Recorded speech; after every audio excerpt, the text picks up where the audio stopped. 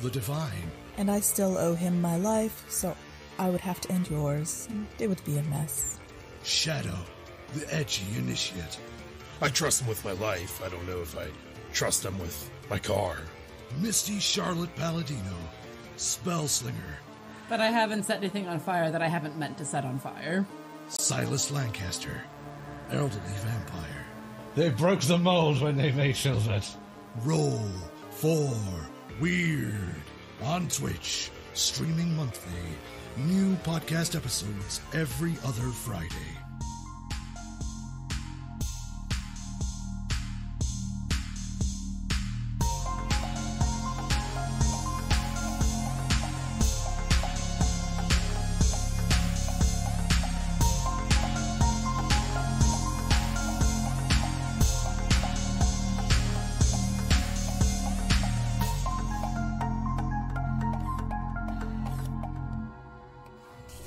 Hey, Scales, is this thing on? Yeah? Okay. Hello, I'm Asher Flintheart, and if you're hearing this, that means you can listen to the World of Wildevere podcast. You can listen to the podcast on Spotify, Apple, Google Podcasts, and more. The show is me and my 5 friends, Scales and Plaque the Created, OJ the Koboloi, Rhodes the Stone Eidolon, and Ori the Moon Elf. We play a free indie TTRPG called Wildevere, run by the people who write the game and their friends. Watch us travel the magical city-states of our cozy, friendly, and wild world, learning new skills and enjoying a lot of new adventures in a Saturday morning kind of style. We release every other Wednesday on all major podcast platforms. You can also follow us on Twitter at Wildevere, or on a Discord server you can find at worldofwildevere.card.co. Thank you so much for listening to our travels. Rose is gonna flake when he hears we have clout? Whatever he called it. Bye-bye! Skills, you can stop now. What do you mean OJ's gone? Oh, no.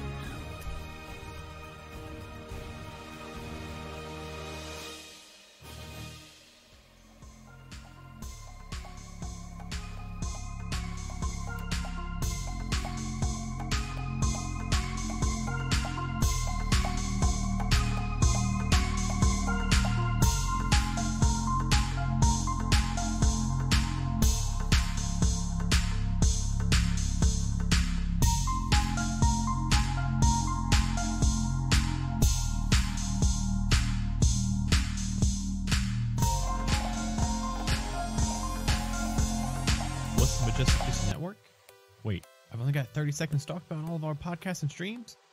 Wait, now I've only got 24 seconds? Well, we have actual play podcasts, actual play streams, tabletop discussion shows, nerdy crafting shows, drunk Dungeons & Dragons lore shows, serious shows, funny shows, Dungeons & Dragons shows, Monster of the Week shows, Shiver shows, space shows, cowboy shows, space cowboy shows. Oh wait, we actually don't have that. Only 5 seconds left? Well, head on over to majesticgoose.com or follow us at Goose Majestic to find out more.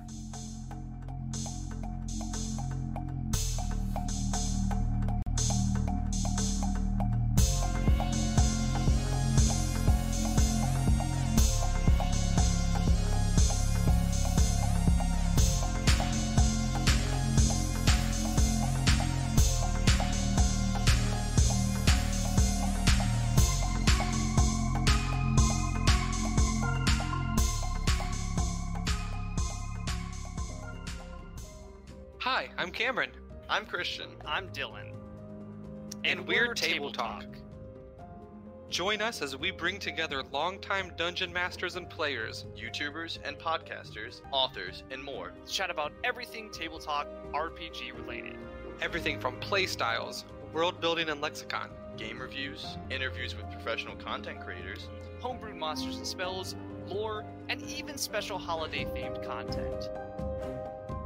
keep those dice rolling. Hail Vecna!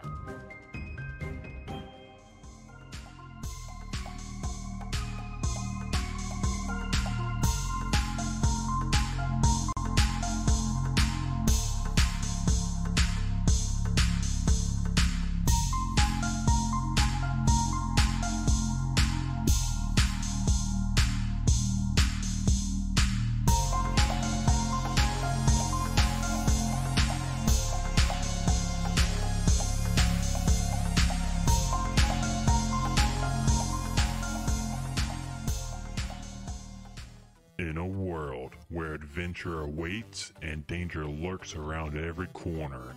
An unlikely group of friends find themselves on the path to becoming heroes. But school will only get them halfway. Merlin, the human warlock barber guy. Oh god, no, I gotta buff his butt! No! Can I refuse business? Ubo, the turtle artificer. Well, it doesn't work yet, but I'm working on it. Ultrex, the discarded warforged paladin. I don't eat or sleep or wear clothes, so I just sit in the corner and wait. And Clyde, the Goliath barbarian in skinny jeans. They're called skinny pelts, okay? Find us on iTunes or wherever you download your podcast by searching for Halfway to Heroes.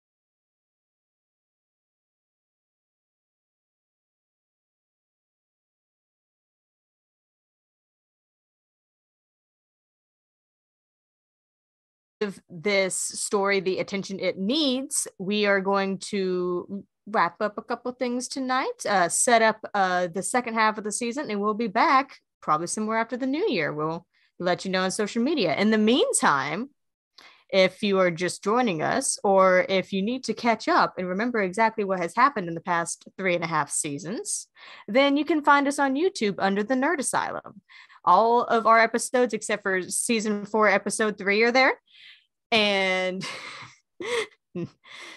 that one got stolen by the Second Inquisition. We're sorry. And you can go back and relive all of the hijinks and capers and shenanigans of this coterie in our wonderful city of Heligdom.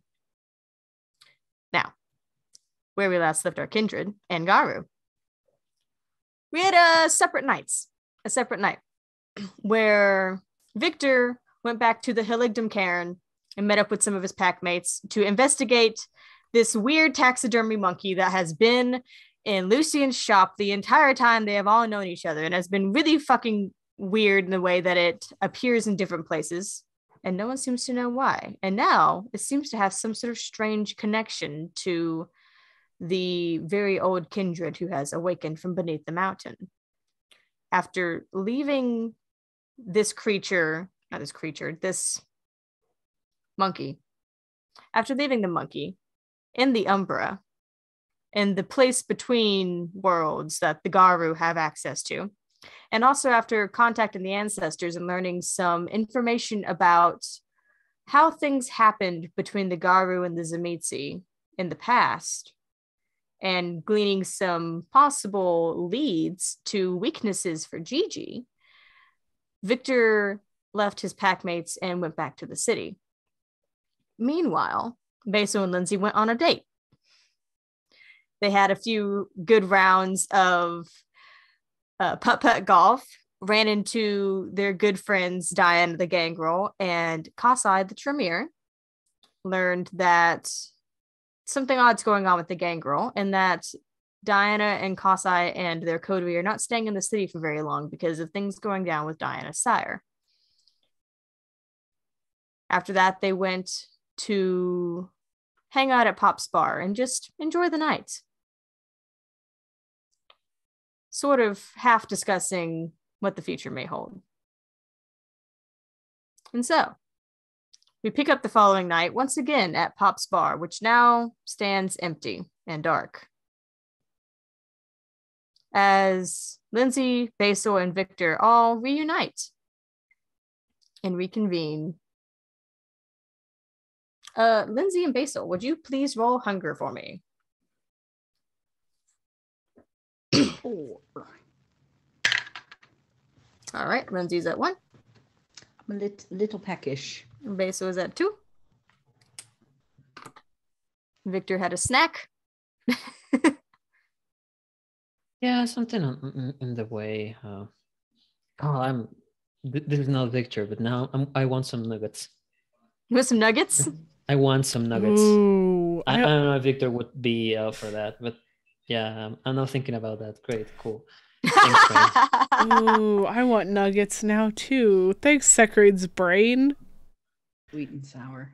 Oh, actually, tangy barbecue. That's okay. Oh, I it's was so thinking good. without sauce or anything, just like that pure, just like. Well, maybe with some like of the. Okay, so jalapeno Sekri's a sauce. psychopath.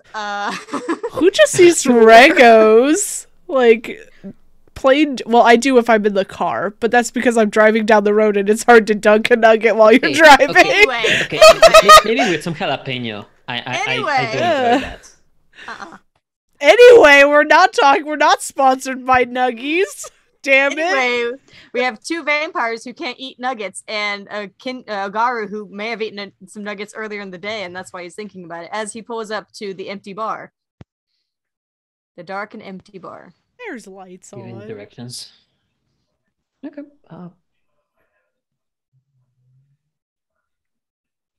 Send a message for them to open the door for me once I arrive. I text him back and go, "It's open." Park somewhere nearby.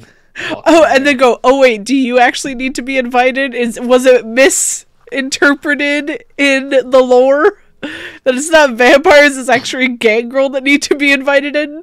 Not Gangrel. I'm sorry. Garu. Not answering to that message and just walking in. There's the little asterisk Garu, because she definitely put Gangrel at first. You're correct.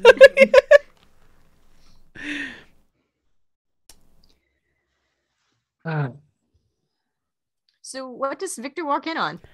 A hot makeout session. No, I'm just kidding. Lindsay's Immediately. Bar. Walk back out. Hey, buddy, you made it. a dim bar with Basil and Lindsay just hot making out. Saxophone in the background. No. I think Lindsay's like sitting my nose, guys. Sitting on a chair with her feet up, tuning her guitar.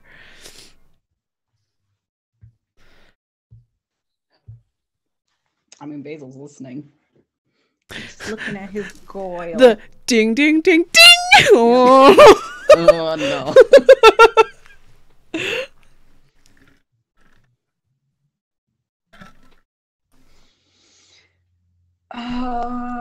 Victor, hey, how was your night?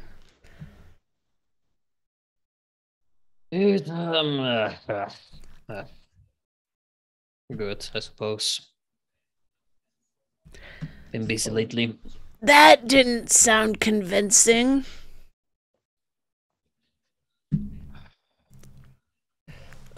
Just tired. Excuse me. Has been some nights, just worrying about the whole situation that's going on. Yeah. People kind of on the edge, nervous.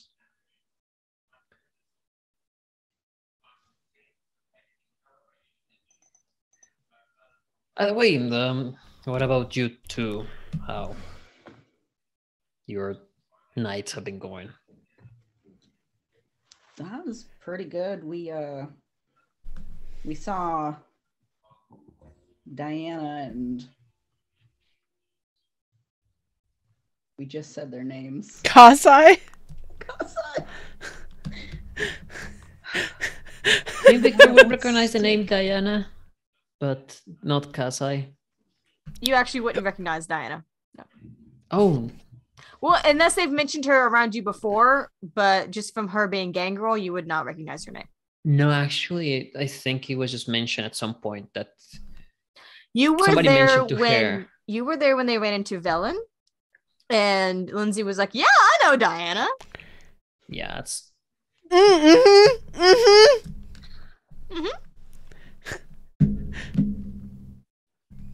None of those names ring a bell for me, but good that you found them. They are safe and sound. Well, they kind of found us.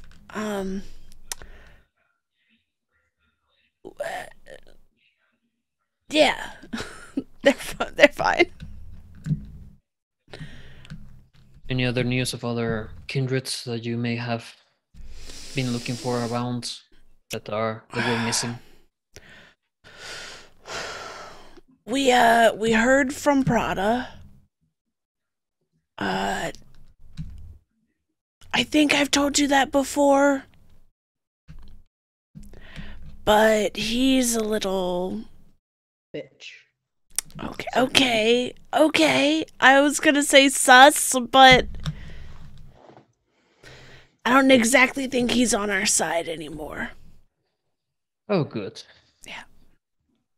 Good. Yeah. Well, on my side, I got some news, I suppose. First of all, the monkey is kind of gone at the moment. I was about to do something that was gonna throw everything for a loop, but I decided to keep my mouth shut. Okay. So sorry. Yeah, and apparently we found some information. Apparently, Gigi, how to put it? She has things that tie to her power, and that whenever those things are active or or providing energy to her, she recovers and she's able to sustain herself and be around.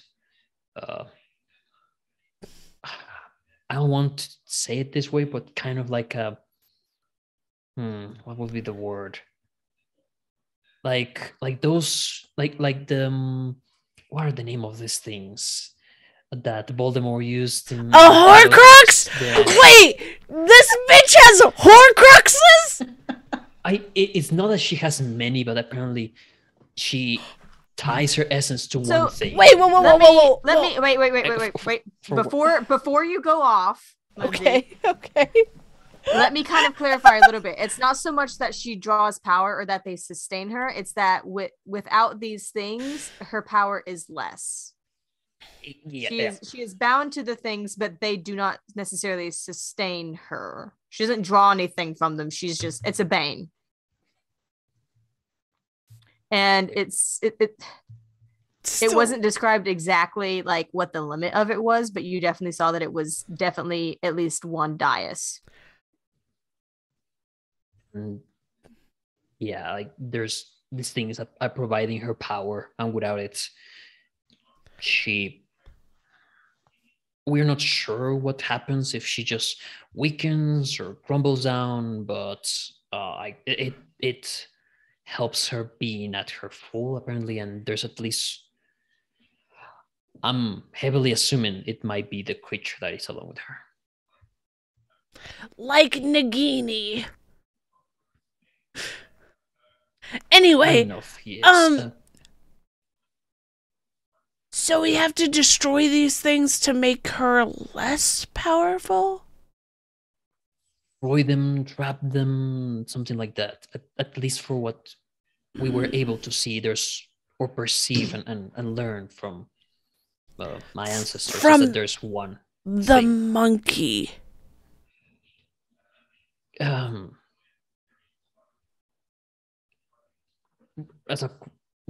Not really from the monkey. The monkey helped us find a trail, and from there we've talked with my ancestors, and they told us about how they managed to trap her, and they kind of put into a slumber the creature, and then with that slumber, she was also kind of Gigi was also kind of weakened, and they trapped both in there. Did they tell you how they did that?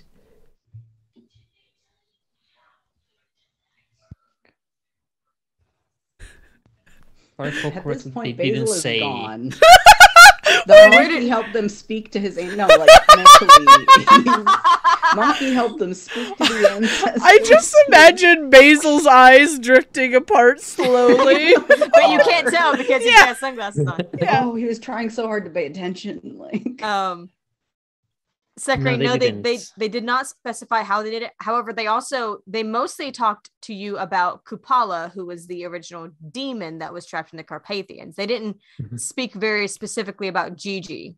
Yeah. Okay, hold on. Yeah. Are demons just another term that you guys use for kindred? Or are we actually talking Satan minion demon thingies? Because I thought those weren't real. Yeah, this is definitely above our pay grade if it's a demon.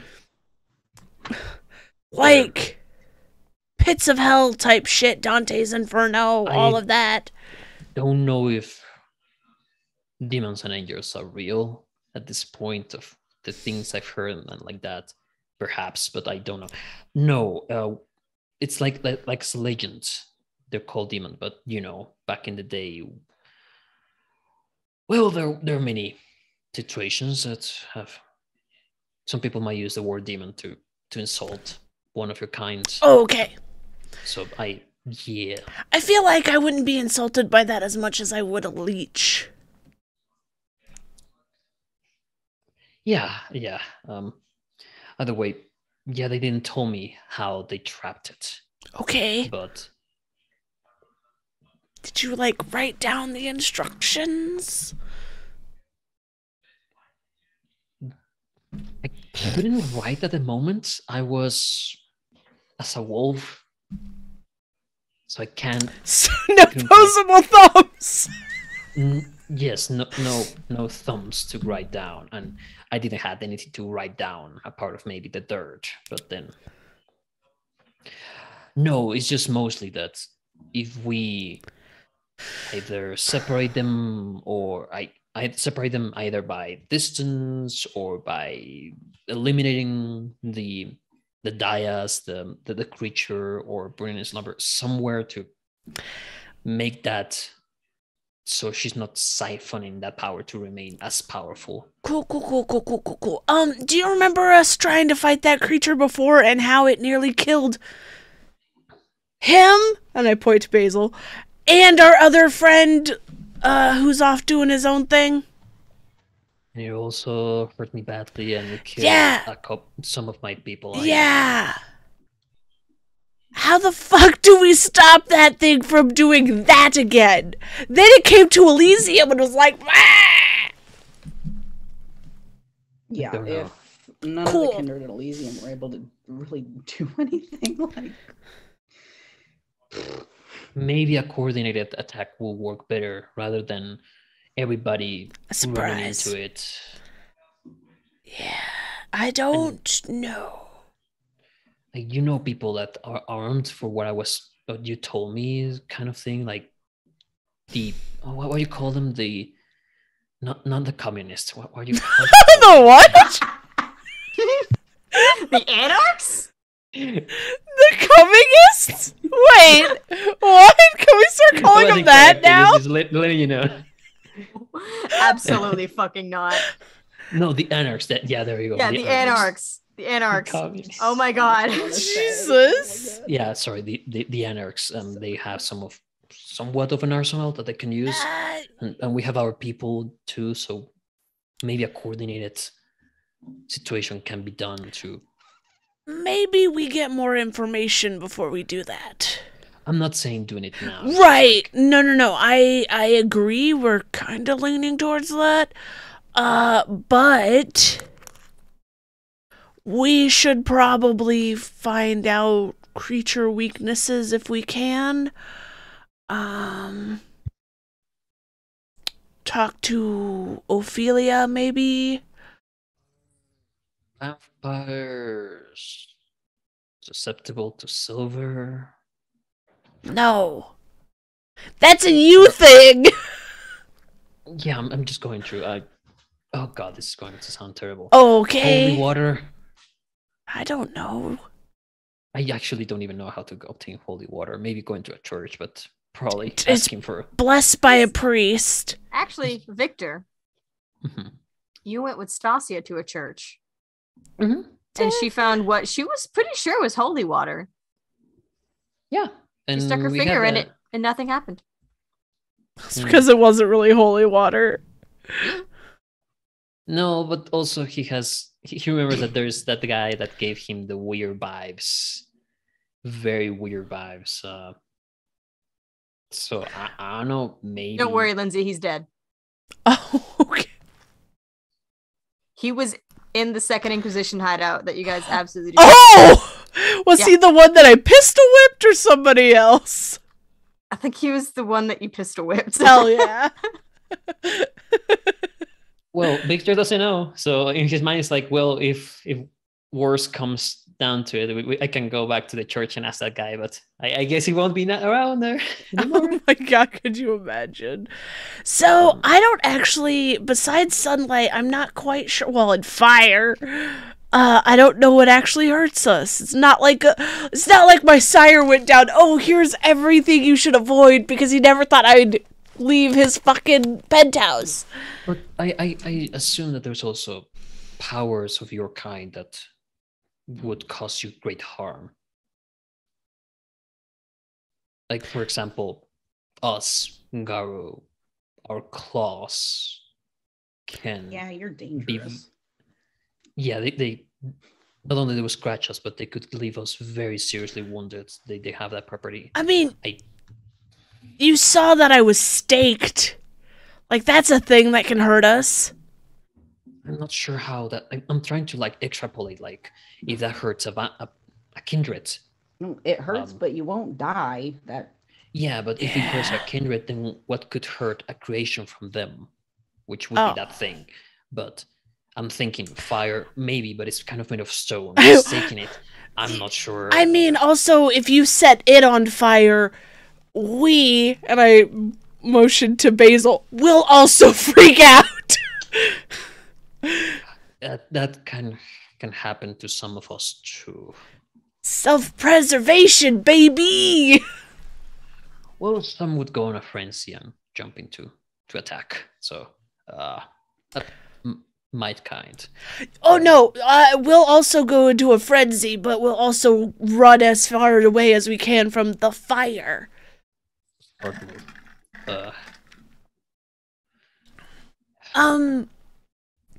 So that's a great question. I don't know what could hurt that creature, but seeing as Ophelia knew about the thing under the mountain, she might know about it. Yeah, you mentioned her. It's the one that you said that it's like in a very interesting house. Yeah. We thought it was haunted. It's not haunted. It just has Ophelia living in it. I like her, but she's also very scary.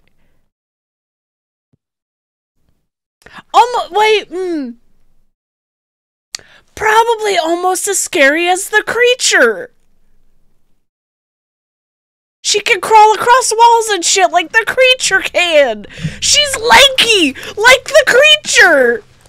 But she's a kindred. She's not. Oh, I know, but she's scary.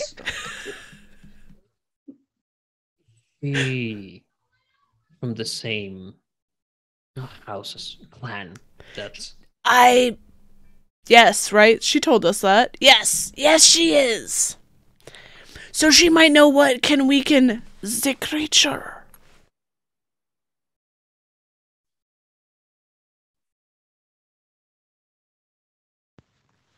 It's worth a try. Seems to, yeah, asking her seems like a very big priority then.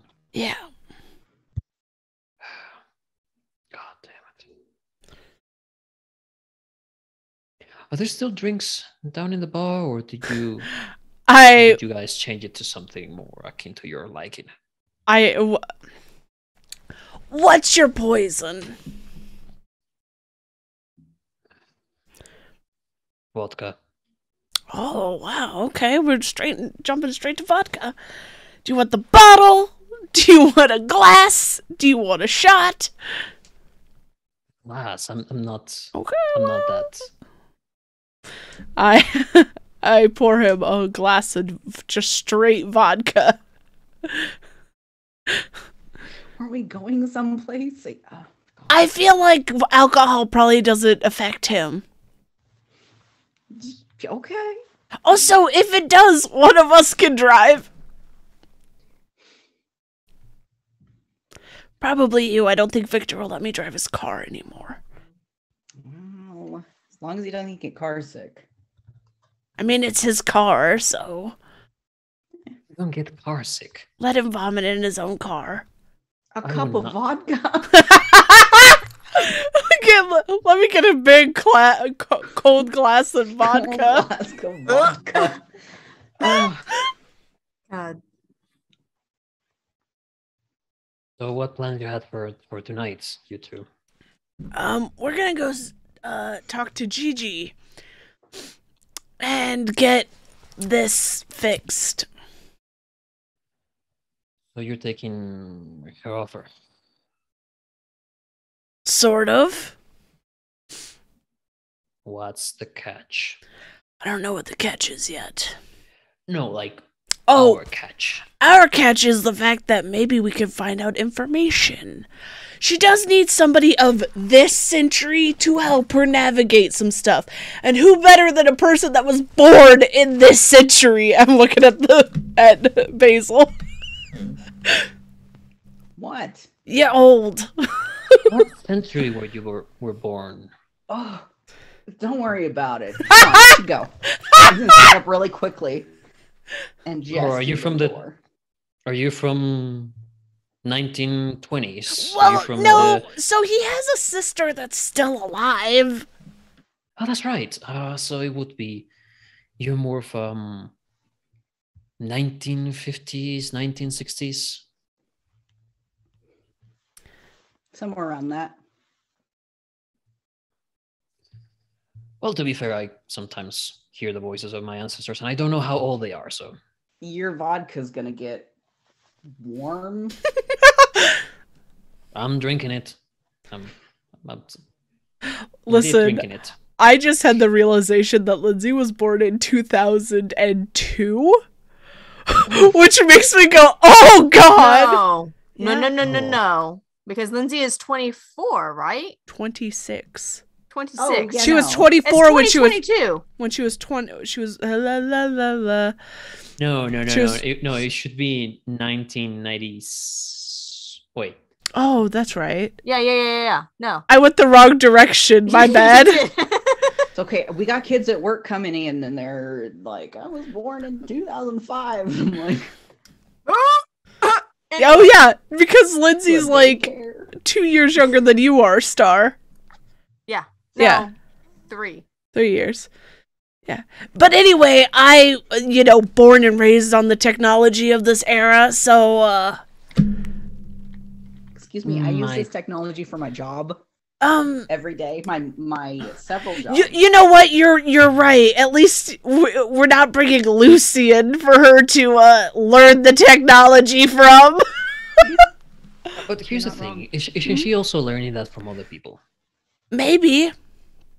So I'm just saying this so we have like a good negotiation. What if it's like she's like, "Oh, I don't need that anymore. I need you to do something else," and that something else, it's, I don't know, something we might not want to do.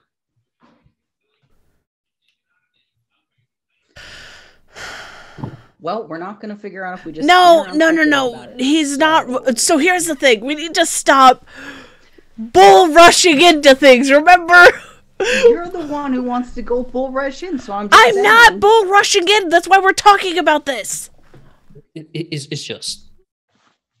We must have like a couple of faces under the sleeves in case she's like, in case she's like, I don't need anybody to tell me about the new technology. I'm sure that's not her voice. I can't. No, it's pretty close. It was actually pretty close. I want to hear Victor saying that. The witch voice.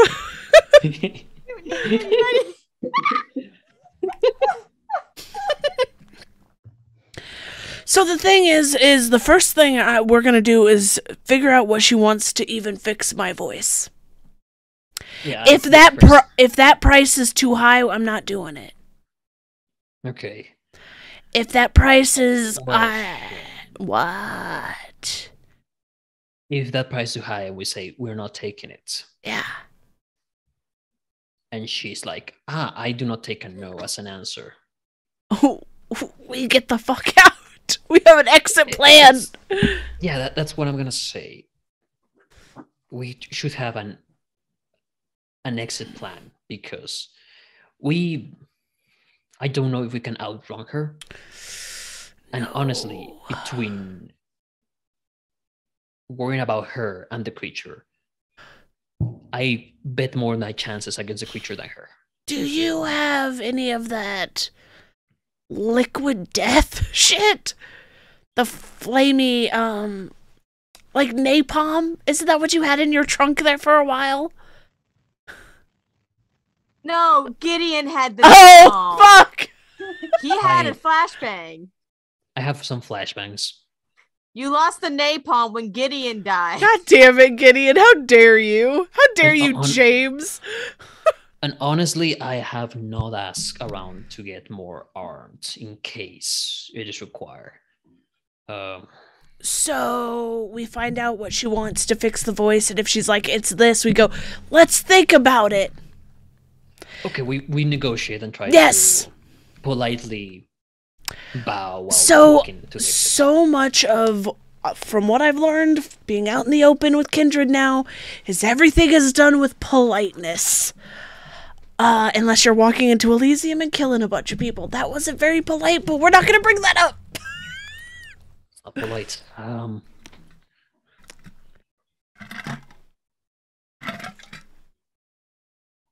But we don't have to give her an outright no or yes. We can be like, need to think about this. Because I kind of left a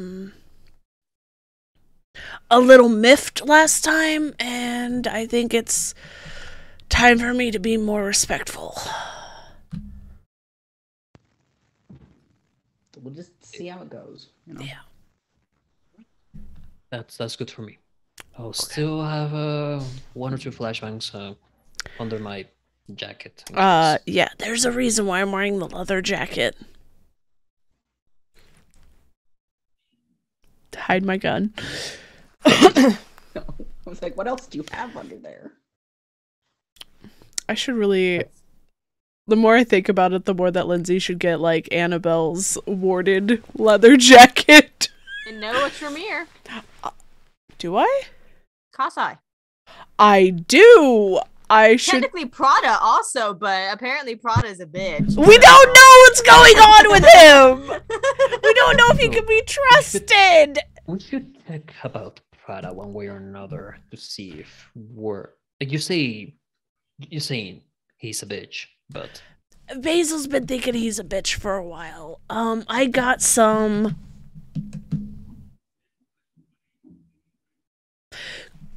cryptic politician type messages from him, which makes me go, when he used to not be a cryptic politician. Well, not to us anyway. There's a couple of reasons, including the one that of Basil here, that he might be a bitch. It might be that he knows someone is tracking and checking his messages, so he's trying to dissuade. That's fair. Have he tried contacting you directly or saying, hey, meet me in X or Y place? No, we could show up at his house and just kick in the door too. We know where he lives. I like that. We're not gonna do that. Oh man. You could try. I mean, we've been invited in once. ring the bell and then let's see what happens. Oh! We could reach out to Hank and see how it's going.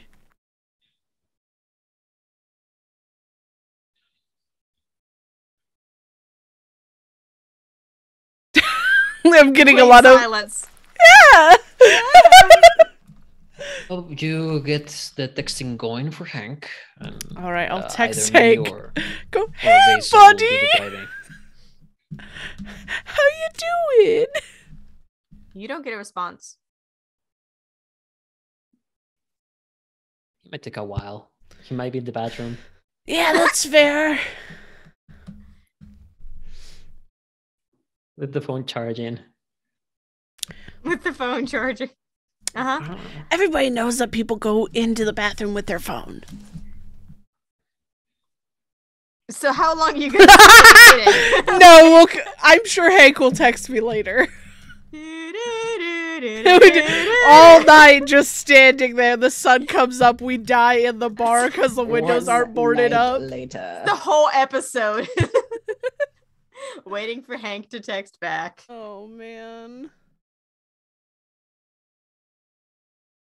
All right. While we wait, we're driving our way over Oh, there. yeah. I didn't think we were just gonna stand here and wait for Hank to text us back. I'll down the last of the vodka and then go. Like he's been sipping it. He's been sipping it true. It was like one of those big glasses of vodka and he downs the rest of it. For Garu, I think it is. I don't remember exactly what I read, but I'm fairly certain that they have enough of a physical constitution and a high metabolism that it doesn't do much. Bro. It takes a lot. That's cool. Well, he's kind of sturdy. He's a bit. Now Victor's not the biggest Garu. He's certainly not the most bulky Garu, but he's not a small guy. You see him without clothes. You have seen what is his physicality? Right. We have exactly seen Victor at least 3 times, almost completely naked. No, actually, not almost. Completely naked. Completely naked. Because he doesn't wear spandex shorts like the fucking Hulk does. That's why we brought you in the coterie. We just figured like it's too awkward. It's to leave dad it. Like, ass. You're one of us now.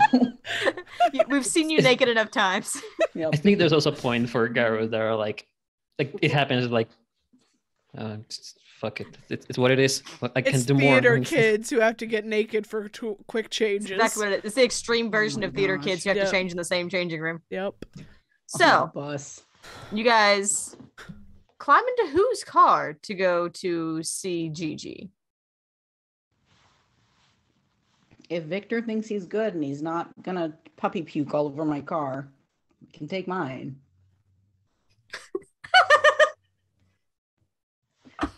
A glass of vodka, man? I'm sure he's fine. Jesus. I'd rather drive my own car. Vampire Jesus.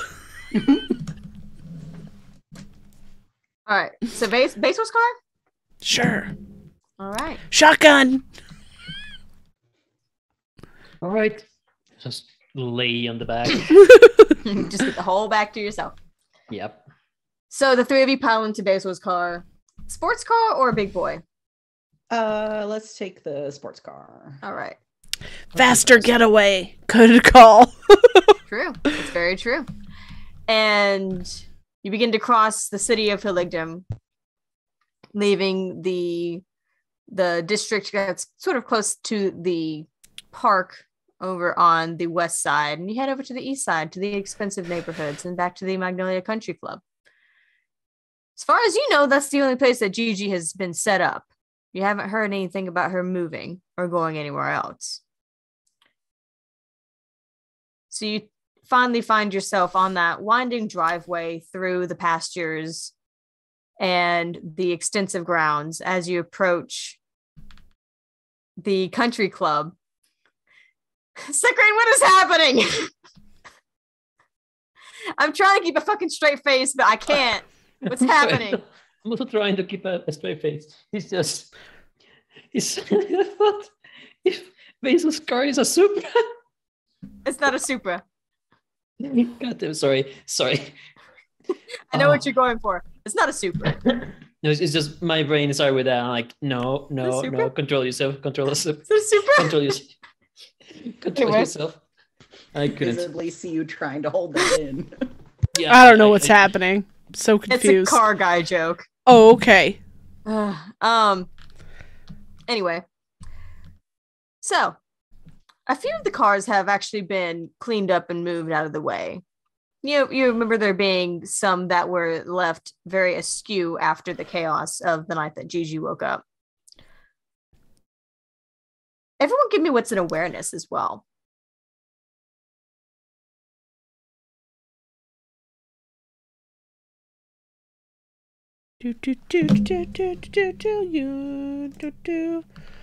What's an awareness? Oh, fuck. I meant to do something before we left, Star. Damn it. Well, what were you thinking of doing? I wanted to do a premonition. A little too late. I got a 2. Oh, okay. 2. I got 2 10s. That makes it a crit. So it's 3 That's successes? 4. 4. Okay. Lindsay, in your 17 successes? 8! Oh my god. Fuck. From when I thought you were gonna say your calling phrase. My what? So messy crit. Yeah. Oh no. Waiting for the messy crit. It's no, gonna happen. I did get just a skull, so thank God I got other things. Whew, yeah. Terrifying. Okay, so basically you're focused on keeping on the road, keeping an eye out for Liza as well, because you know that she has been wandering the grounds. And also just making sure that with the way that the cars have been shifted around, that you're not accidentally running into anything. And also making sure you have a good spot to be able to get out should things go south. Meanwhile, Victor and Lindsay, as you were looking out the windows, the two of you both see not forms like Liza, but smaller, almost more canine, not Garu-sized or shaped. But they seem kind of canine. You see one or two out sort of wandering near the road. And then you see another one that very much looks like a coyote as you pull into the parking lot and settle. Do they look like Diana? None of them look like Diana. But are they like that size? They do remind you of the night when you went to the Renaissance fairgrounds and ran into the gangrel. Fuck. Looks like Gigi got herself a whole pack. Yeah, not a great thing.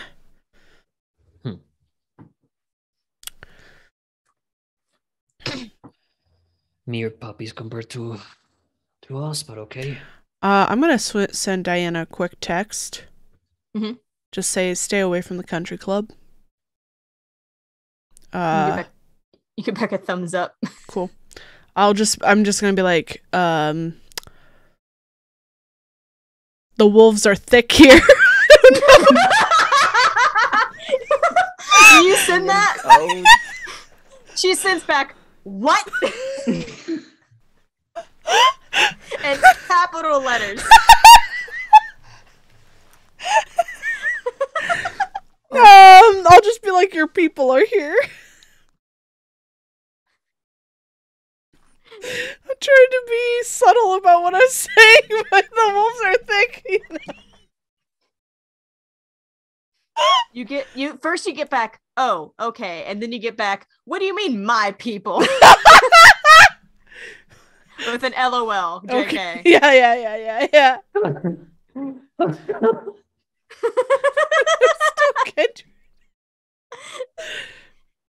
Oh god. By the end of this episode, Sekrin will be dead. I'm waiting for the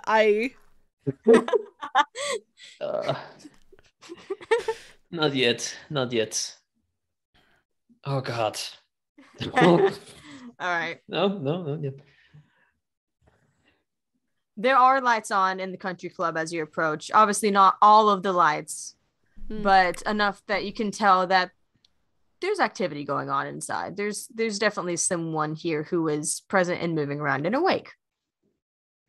The entire place is not lit up. It's only a few rooms. You can specifically see through the main door into that big ballroom. With the staircase and where the massacre happened, not too long ago. Like 3 days ago. I'm gonna park near the entrance, kind of in a place where there's a clearer way to get out, but as close to the country club as we can. That way we can get in and just go. Beat it. Yeah. Makes sense. All right. And that's easy for you to find. It looks like a lot of the cars that were there have been cleared out either that night or in the night since. I'm not going to try and be sneaky either. He's going to have his lights on and just slowly get in there. You'd still, even as you pull up, you do see the one sort of coyote-like gangrel that scurries away and keeps an eye on your car. You don't see Liza. Okay. Great. Parking, get out. Yeah, and then we'll walk up to the door and I'll knock. As you walk up to the door and you go to knock, it actually opens. And the person standing there is someone that you have seen before. It's Velen. And he opens up the door to remind you. He's tall, lanky, has longer hair, sort of a longer face, is wearing a leather jacket with sort of that sheepskin collar. And he opens the door and sees the three of you and says, well, good evening. Here to pay respects. Yes. we come to talk about an offer that it was given before, and that we would like to continue discussing with Gigi. Well, that sounds excellent. Don't let me stop you. And he sort of stands to the side and lets you through. God, why do I want to headbutt this man? Every time he shows up, I'm like, you know what? It'd just be so easy to gently take him by the face and then throat punch, maybe. Yeah. A knee to the balls, like all of the things. When we enter, I think by the time this whole thing ends, I want Lindsay to headbutt this man. We'll find out. Character goals. So there's a section for that. Let It's me called, just ambition. Let me just or put desire, depending on how badly you want Let's it. see, her desire. Oh, it's never been filled out. Okay, yeah. Headbutt man. About the man. Man. Just every man you come across. Yeah. That's how we're going to topple the patriarchy, one headbutt at a time. I respect that. Right. When we enter, Victor will try to give a very subtle look above of the entrance and to the wall that is behind to see if there's anything over there. Or anything, crawling, moving around, or even just standing awfully still that may be Lysa. So the three of you slide past Velen, and he does not stop you as you walk in. He actually holds the door open and gives you all a nod and then says good night and closes and seems to walk away. As you walk in, the entranceway is not as tall as the full ballroom, because if you remember, the full ballroom actually opens up to like the balcony around for the second floor as well as the staircase. So underneath the main entrance there, looking up, you don't see anything out of the ordinary. When you walk in, there's no one standing in the barroom, but as you do sort of pass under and look up, she's there. Knew it. Spider legs spread wide. And seeming to sort of hold the humanoid part of her body poised as she just watches. Not trying to hide necessarily. Yeah.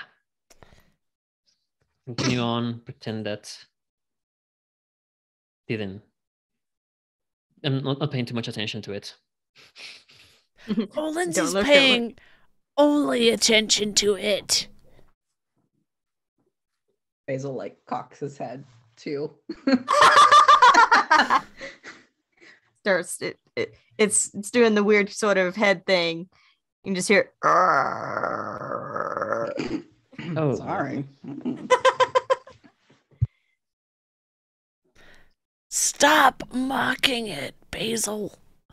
I'm not mocking it. Stop pretending to cock your head like it, you weirdo. I think she likes it. I don't think she does. That doesn't sound like the sounds of, oh yes, keep doing that. You do.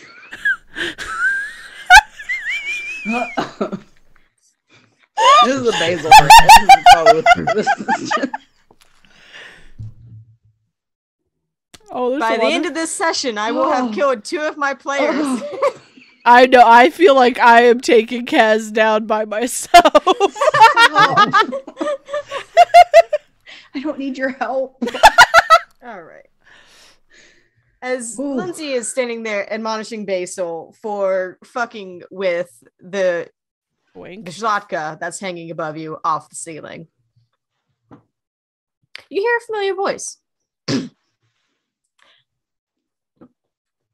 Well, welcome. I didn't expect to see all 3 of you tonight. As Gigi, still in the same sort of unassuming form that you've seen her in before, almost like a young woman, if she didn't look quite so pallid and dead. just wearing a simple black dress, comes stepping down the staircase towards you all. Victor, Lindsay, good to see you again. Hi, Basil. I get Basil a look when she says it like that. What the fuck? Greetings, says Victor, bowing his head a bit. We just come around to discuss some unleft and attended offers, but it is not my place to talk further about that. He stops kind of right next to Lindsay and You made me an offer. I did. What is your price? Let's rehash exactly what the offer is. Okay. Your voice. Yes. Right? Yes. Fairly easy thing for me to do. And you can always ask for more if you want.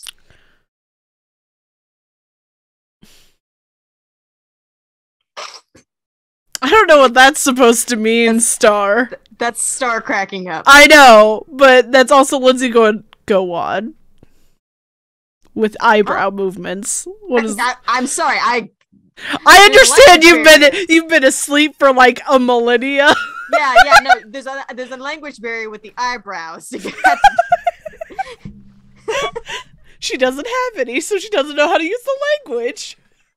That's not what I meant. Well, I can do more than just fix things. I can also make you faster if you wanted to, make you stronger, make you a little tougher, make you more beautiful even. Not to say that this isn't already perfect, but I can make it more perfect. Anything you've ever missed or wanted to try out. There's very little that's beyond me in my skills. What is your price?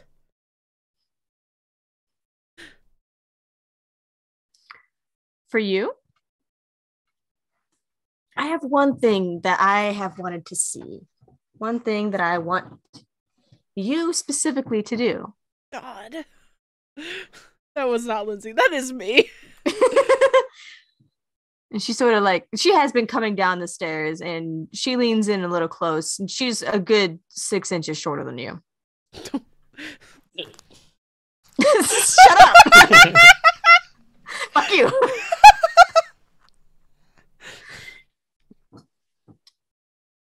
Lindsay, I want to see you kill your sire.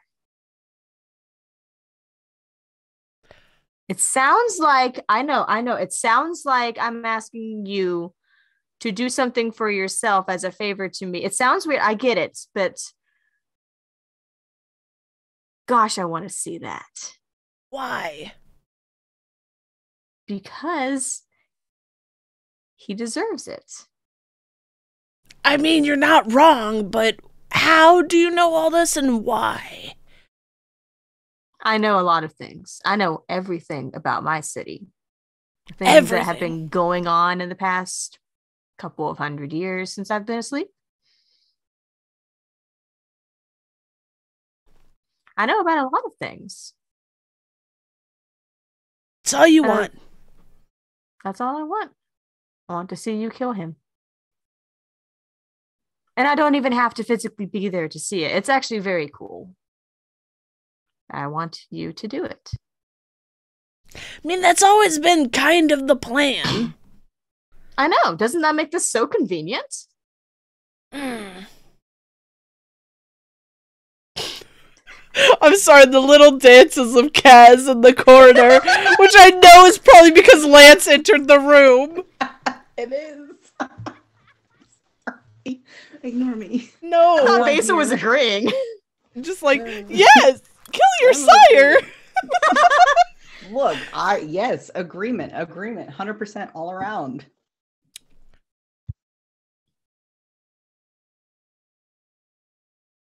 Okay.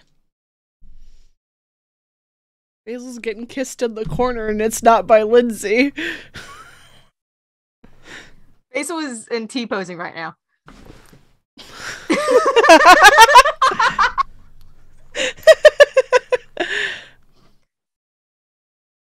Fine. So you would do it? Sure. Excellent. So when do you want me to fix you? How about now? Great, we're on the same page. Wonderful. Oh, God. Okay. And she sort of like, she kind of reaches up and like, just tilt your head back a little bit. And sort of like, looking you over. She actually, do you mind? I'll take it. Kind of like, I take it off. Your collar. Okay. So you take off the collar and she looks you up and down and says, do you trust me? No, but... Smart answer. Do you trust me for about 30 seconds to be able to do this? I don't think I have a choice. If you want me to fix you. Yeah. See, she kind of stretches, cracks her knuckles a little bit, and holds out her hand, and she reaches up slowly towards your neck. And you feel her hand, and the two of you see this as well. Her hand goes into your neck. Oh. It passes through and into the flesh like it's water. It's the most bizarre feeling, and it's not unpainful either. As you feel her physically begin to move things around inside of your neck and your throat and your voice box.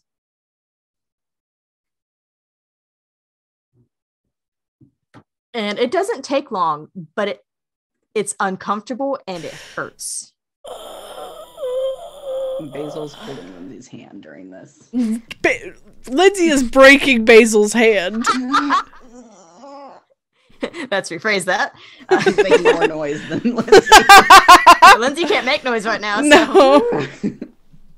Victor does move like he was hands crossed, and he moves one hand to his side, not under his coat, but still getting ready for a quick draw or a punch or whatever.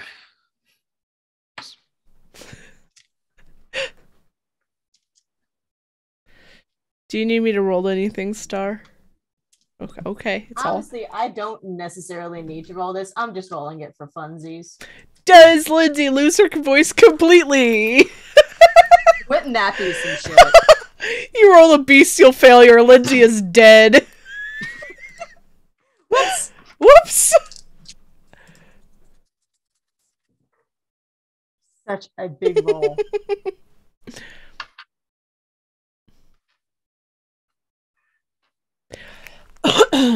Excuse me. You're excused. There's no excuse for you. God damn. Wow. It's my girlfriend, everyone. It's like she doesn't really love me. I love you so much.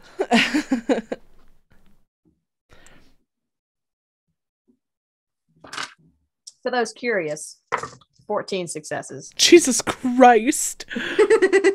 Lindsay's voice is better than what it was before. She stops like halfway through. She's like, oh, I meant to ask if you wanted it higher or lower.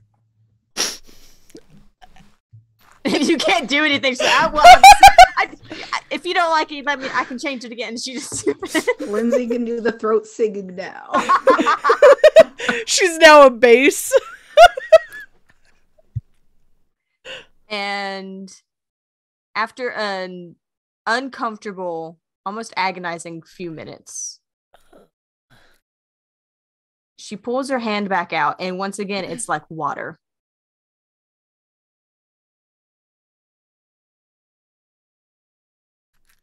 There's not even vitae on her hand.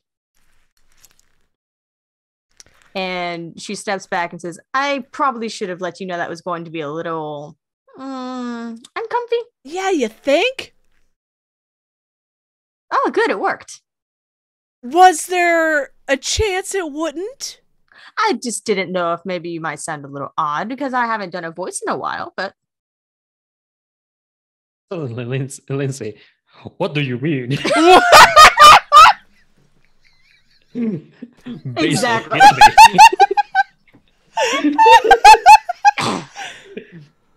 The bass voice.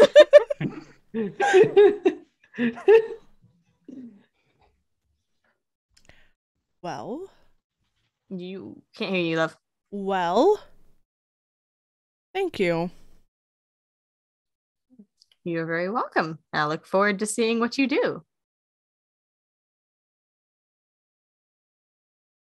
Okay.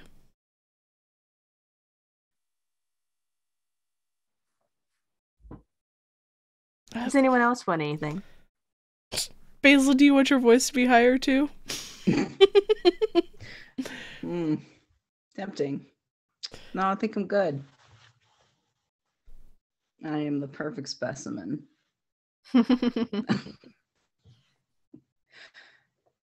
Something like that. Lindsay, you sound great. Thank you. Are you happy? I will be.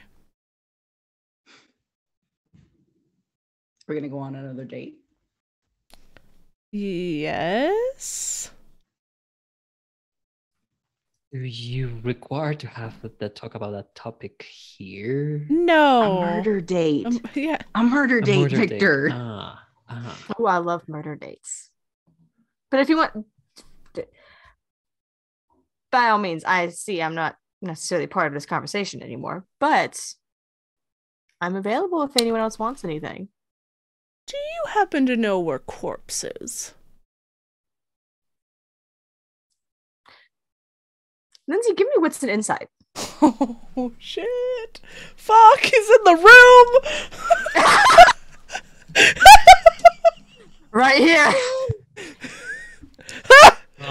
Question the narrator. When I assume we see Gigi like think for a moment, like look away, does it look similar to how Lindsay sometimes have her trances, that she can have visions? You can also give me wits and insight. Is insight the thing that you have? Let me see. I don't think there's insight, but there was one that we talked that may be expression. Close. No, expression is more of like an artistic way. I think it might be empathy of like. Okay, yeah, I'll take empathy. Hey, Star. What happens if all of them have stars and fangs? Oh my god. So I know that it could be considered a messy crit, but because How many do you have? I have 5. So Okay, there's so 5 dice altogether. All of the black have stars, and the one hunger has fangs. 4, 4, 8. So you have 9 successes regardless. Yeah. It may or may not be a messy. Right. Roll another die for me and tell me what you get. Just any die? It does not have to be red or black. I just want to know if you get a success or a fail. Okay. Success. Success, Yeah. not a messy. Okay. Woo! It's empathy plus wits or perception. Okay, wits. So empathy plus wits. That's 5. Okay. That's what I love. Ooh, that's 2 10s. That's a crit. So that's 4. And then a 9. That's 5 successes. 5 successes? Uh-huh. All right, and Lindsay got 9. Yes. Damn. Oh my fucking god. Gigi has James's dice. Not in this roll. Oh. Gigi rolled like shit just now. Oh no. Well, I'm glad she didn't do that on Lindsay's throat. Wouldn't that have been some? Okay, that's fine. She got 3 more successes, so we're good. Okay.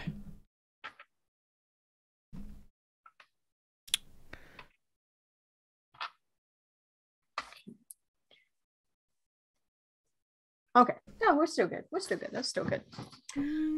Okay. Lindsay and Victor, as Gigi stops for a second and kind of looks out into the middle distance to listen.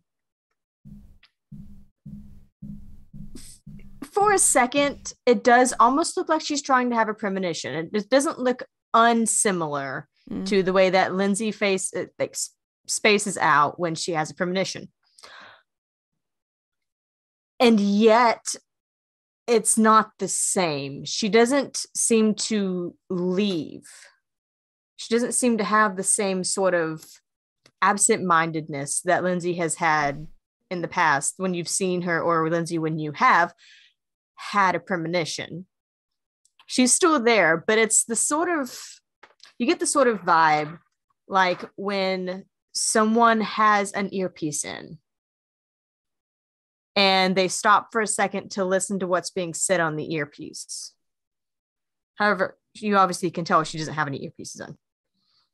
But it's got that sort of feeling when she stops. It's she looks more out. using her senses rather than. Seems to be like she's trying to sense or find something that way. Ooh. Ooh. Clever boys. They're not in the city anymore, but they're not far enough away that I can't find them. Both of them are gone. Interesting. Nicholas took his pet with him. I just have to make sure he's gift wrapped. Oh, I can't wait to see this. I can give you a more specific location if you like. What is your cost? She knows how to play the game.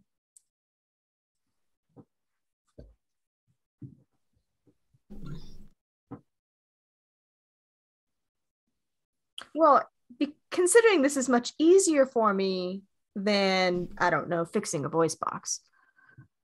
And it's going to help you actually complete the task that I asked for before. What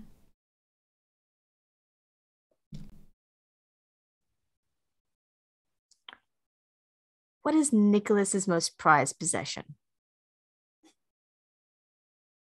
I have a feeling that would be his studio and his penthouse. That's not going to quite work. Right, Star? Wouldn't that what you think? He is your character, but Yeah. I would say extrapolating from that, probably one of his more expensive cameras, you would think, or even a collection of art or something. There's also the box of photos. Although he never did get those back. No. Never mind. Yeah. It'd be maybe a camera of his, maybe some art. Well, if you can find it, I want it. His camera. Whatever he likes most. I can do that.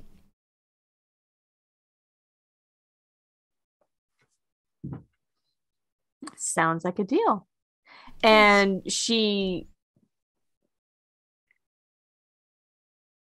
asks for you to bring up your phone so that she can see a map of the city. I do so. And she points you towards an area that is outside the city. It's almost part of Pine Mountain Park, but it's just on the outside of the park borders. It seems to be a large house of some kind, a large sort of, not quite a mansion, but definitely some sort of vacation house. Is deep it in the mountains. Is it familiar to me at all? It seems like from the name of the location and such, it seems like something maybe he's mentioned before, but you've never been there. Okay. Wasn't sure if he was like, this is where our wedding was. Because y'all had the wedding in the city, right? I don't even think we ever really talked about that. Okay. I didn't know if you had an idea for it or not. Yeah. I know it was in or around Haligdom. I don't know if we talked about exactly a venue. But yeah. All right.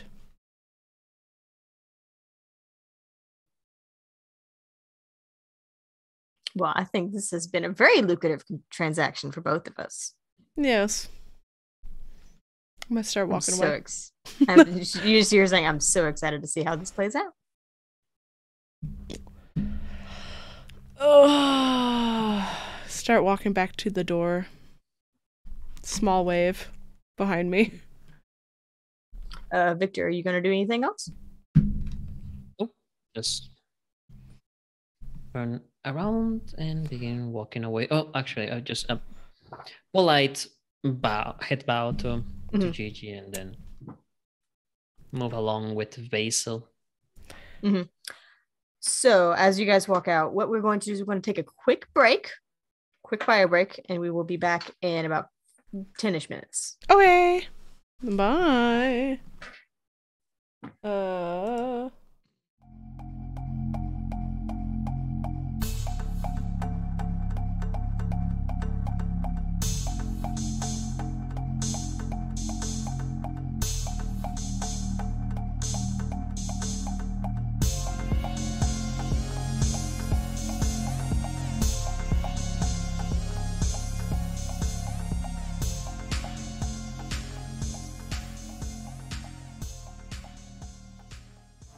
From the city that brought you Kentucky Fried Chicken comes Roll for Weird, a Monster of the Week actual play podcast. Join Philbert Fogel, Doomsday Prepper and Expert. I mean, I'm kind of like the linchpin that's keeping everything together. Lasath, the Divine. And I still owe him my life, so I would have to end yours. It would be a mess. Shadow, the Edgy Initiate. I trust him with my life. I don't know if I trust him with my car. Misty Charlotte Palladino, Spellslinger. But I haven't set anything on fire that I haven't meant to set on fire. Silas Lancaster, Elderly Vampire. They broke the mold when they made Filbert. Roll for Weird on Twitch, streaming monthly. New podcast episodes every other Friday.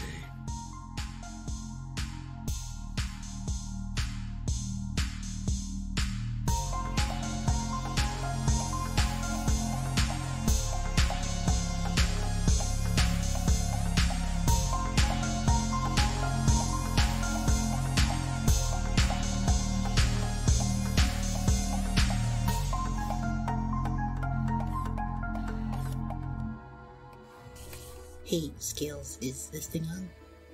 Yeah? Okay. Hello, I'm Asher Flintheart, and if you're hearing this, that means you can listen to the World of Wildevere podcast. You can listen to the podcast on Spotify, Apple, Google Podcasts, and more. The show is me and my 5 friends, Scales and Plaque the Created, OJ the Koboloi, Rhodes the Stone Eidolon, and Ori the Moon Elf. We play a free indie TTRPG called Wildevere, run by the people who write the game and their friends. Watch us travel the magical city-states of our cozy, friendly, and wild world, learning new skills and enjoying a lot of new adventures in a Saturday morning kind of style. We release every other Wednesday on all major podcast platforms. You can also follow us on Twitter at Wildevere or on a Discord server you can find at worldofwildevere.card.co. Thank you so much for listening to our travels. Rose is gonna flake when he hears we have clout? Whatever he called it. Bye-bye! Skills, you can stop now. What do you mean OJ's gone? Oh, no.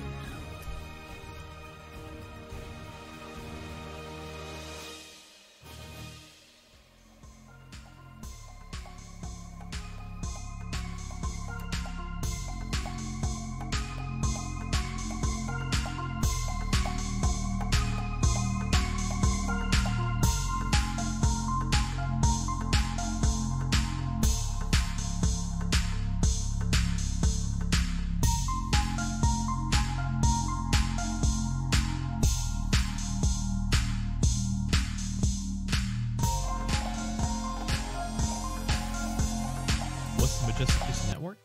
Wait, I've only got 30 seconds to talk about all of our podcasts and streams? Wait, now I've only got 24 seconds?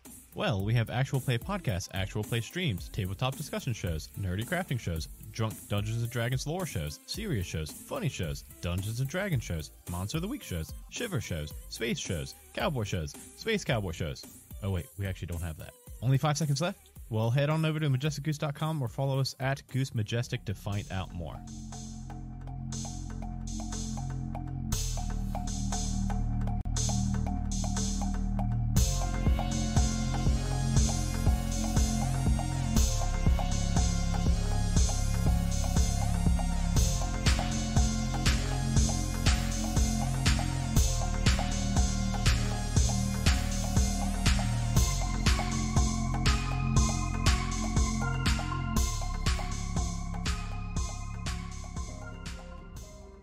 Hi, I'm Cameron.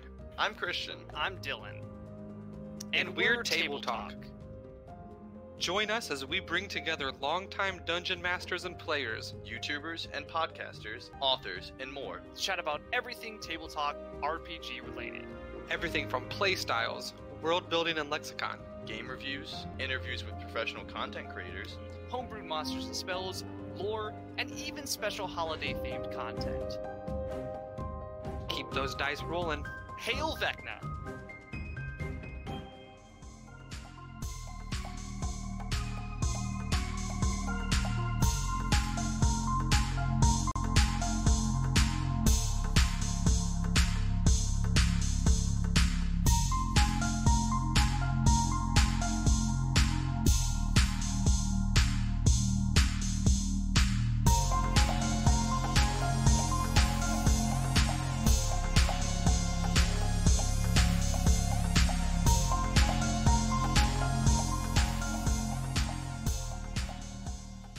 In a world where adventure awaits and danger lurks around every corner, an unlikely group of friends find themselves on the path to becoming heroes. But school will only get them halfway. Merlin, the human warlock barber guy. Oh god, no, I gotta buff his butt! No! Can I refuse business? Ubo, the turtle artificer. Well, it doesn't work yet, but I'm working on it. Ultrex, the discarded warforged paladin. I don't eat or sleep or wear clothes, so I just sit in the corner and wait. And Clyde, the Goliath barbarian in skinny jeans. They're called skinny pelts, okay? Find us on iTunes or wherever you download your podcast by searching for Halfway to Heroes.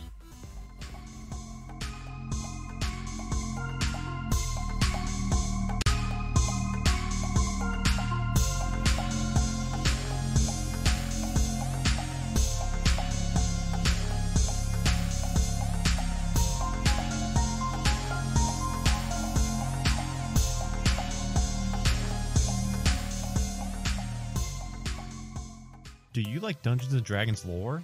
Do you like drunk history?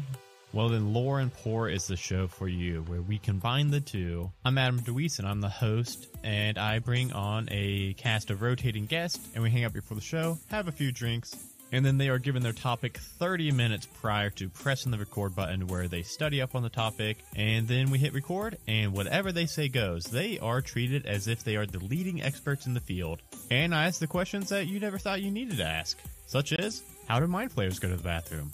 Yeah, they just go one time, and it's pee and poop, and it's green. What's the most dangerous creature in the astral plane? It just pinch it, you know? Yeah. Just... And that whale's like, you know They what? got pinchers? Oh, You don't do even they know have about pinchers? Find the answers to all these questions and much, much more, whether they're accurate or not, on Lore and Pour. You can find Lore and Pour on the Majesticus Network and wherever you download your podcast every other Monday right now.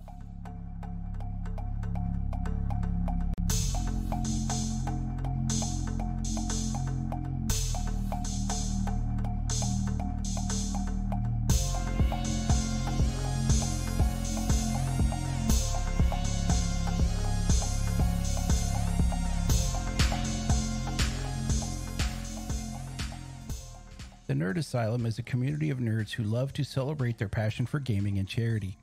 If you like what we do and you would like to show your support, please consider visiting patreon.com/thenerdasylum. Your monthly donation gets you behind the scenes and early access content and helps us defray the cost of producing these shows so we can bring you more of them. Once again, that's patreon.com/thenerdasylum.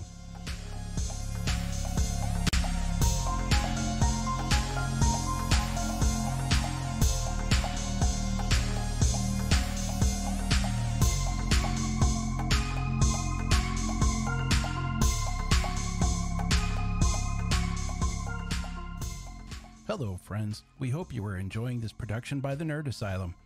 To find out about our other live streams, podcasts, and projects, please visit thenerdasylum.com.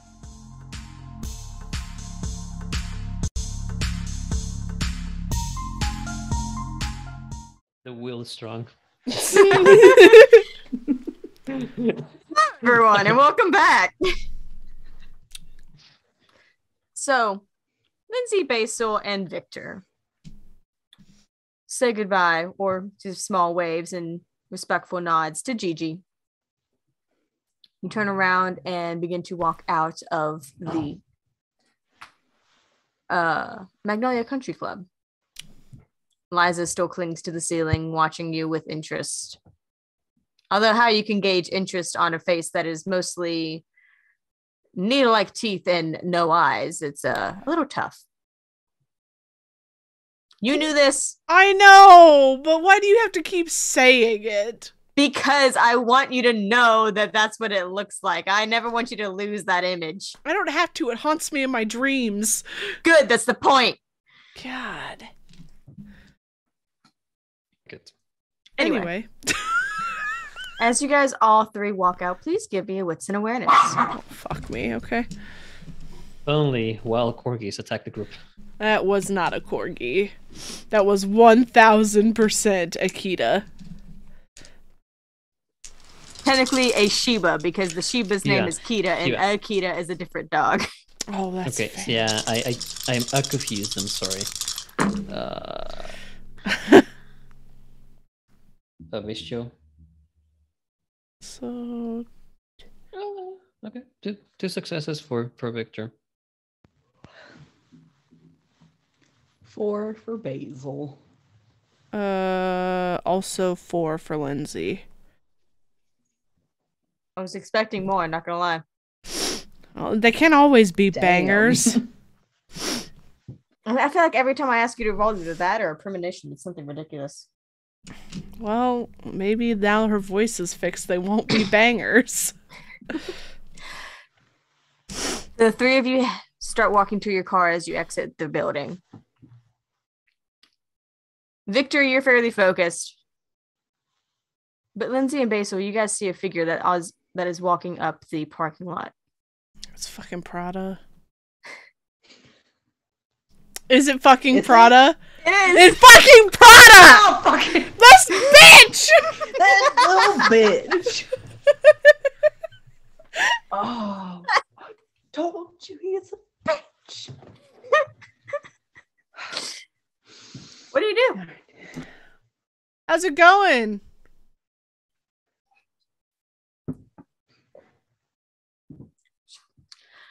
The two of you see him stop. Sort of look confused. It's harder for him to see you than it is for you to see him, considering you're backlit by the doors of the country club. He seems to be dressed the same as he always is. Nice blue suit, his hair pulled back in a ponytail. He sort of like squints. Late night working?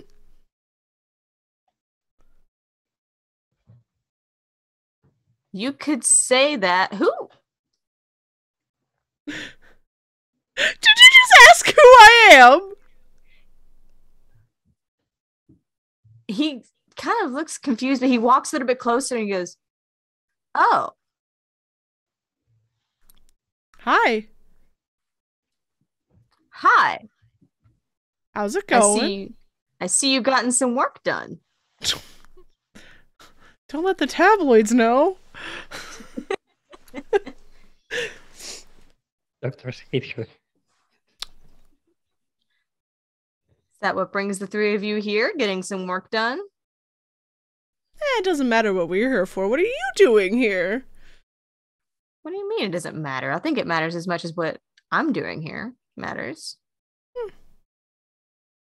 You first.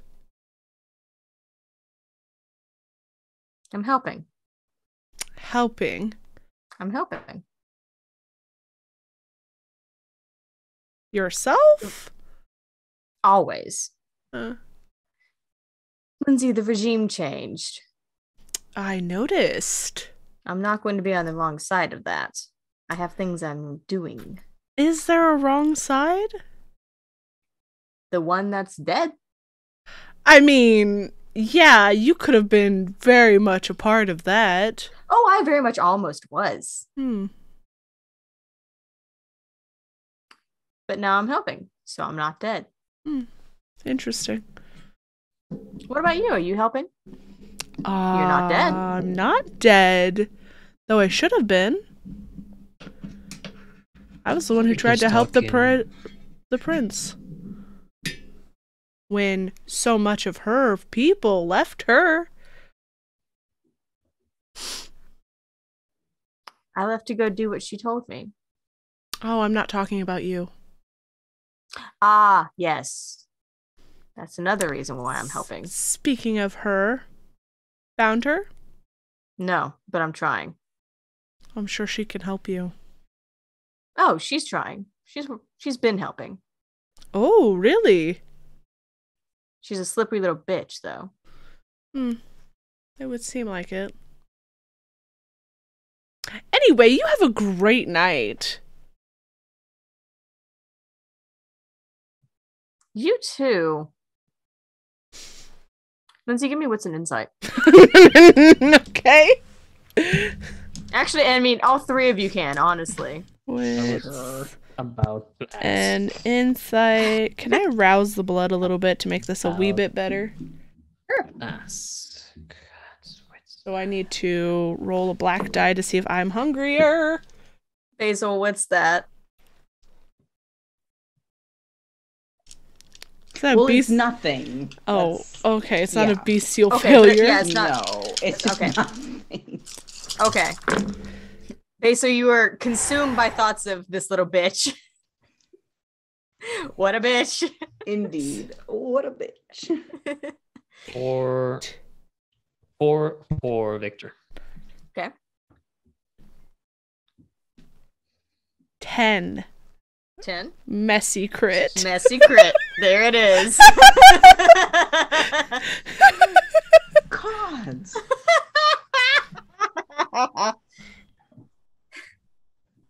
So as he says, good to see you too.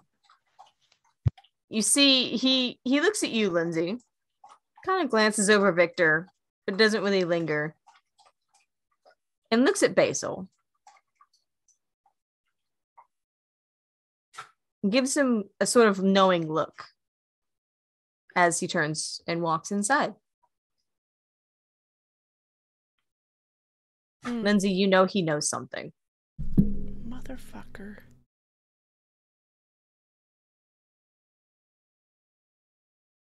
You gotta know what he knows. I gotta know what he knows? It was a messy crit. Motherfucker, I go after him. Are you going after him or are you turning on Basil? I think I'm going after Prada, just real quick before he gets through the door. Okay. Prada. What was that? Yes. What was what? That look that you just gave Basil. I'm very... I was about to say persuasive. That's not what it is. Observant. Curious? Observant. Observant.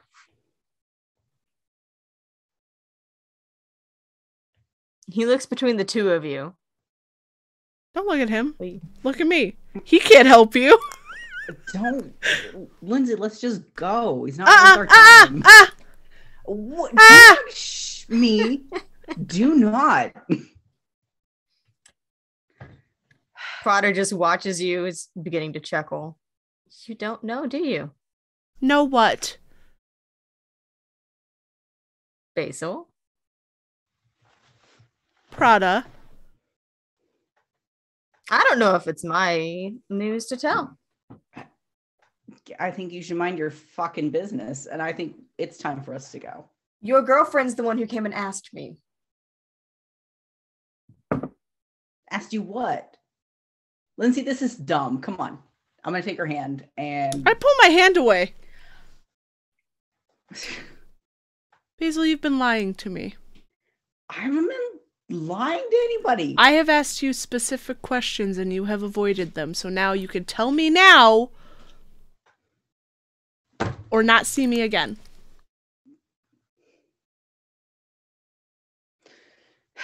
Okay, but can he leave? Seriously, just looking at it makes me... I'm leaving. He turns and he walks inside. Bye, Prada. What specific questions, Lindsay? Look, he's just trying to get a rise out of us. Basil. He already said he's on her side. It sounds like you might be too. The way you have avoided questions during our date. What questions? Maybe I didn't want to talk about the world-ending shit during a date with my girlfriend.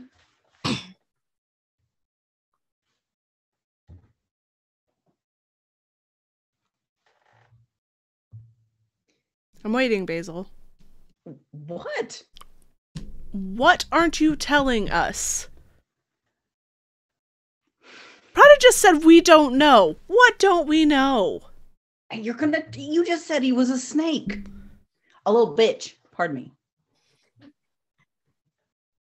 I have a feeling that everybody around me might be a little bitch right now. Lindsay, we talked about this as a coterie. We're the only people we can trust, all right? Then tell me. If we can trust each other, then tell me what you're not telling me. What is it? Do we really got to do this now?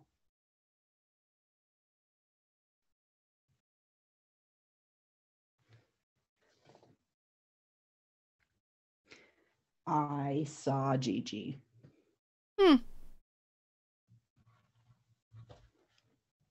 Okay. I need to figure it out, and that's that.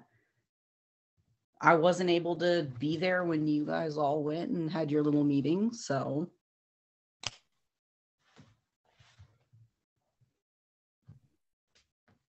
that's it.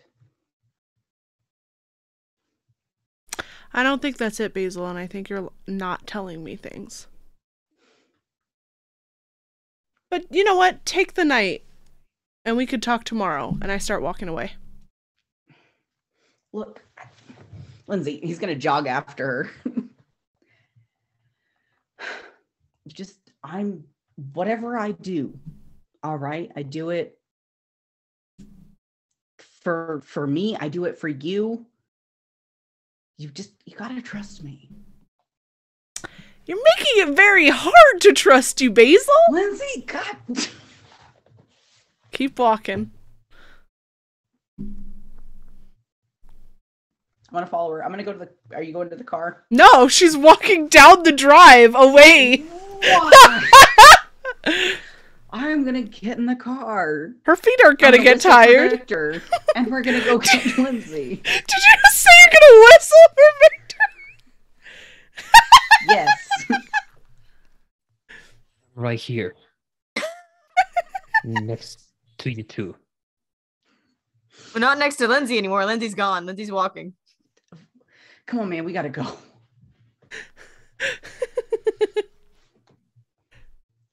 I'm gonna go drive the car up next to Lindsay. Come on. What? You go. You go. We're going together. You're not staying here. Oh, I'm walking also. Along with you, but... Why? I hate it here. Between the three of us, the one that has a probably bigger target on her back is her. So you go along with her. I can catch up with you guys. I'm not... Fine. You know what? Fine. I can catch up with you. Just you. Go ahead. Don't worry. I guess I leave Victor, and Basil's going to drive his car down the road. And hit Lindsay. No. No, and drive beside her with the window down. Victor is also like... I'm assuming that the car is not going to go fast because Lindsay's just walking. So he's walking a good distance that he's still visible, and he's trying to at least give enough distance that he's not listening. Oh yeah, but he's absolutely listening. But he is walking. He's still visible. If any of those two look behind, he's visible, just going there. He's giving them some privacy, but absolutely listening in. And making sure he doesn't get left. All right, so Lindsay, Basil's car pulls up. We just need a little trust. Lindsay. I have not been nothing but honest with you with every step of the way. I've not hid anything from you.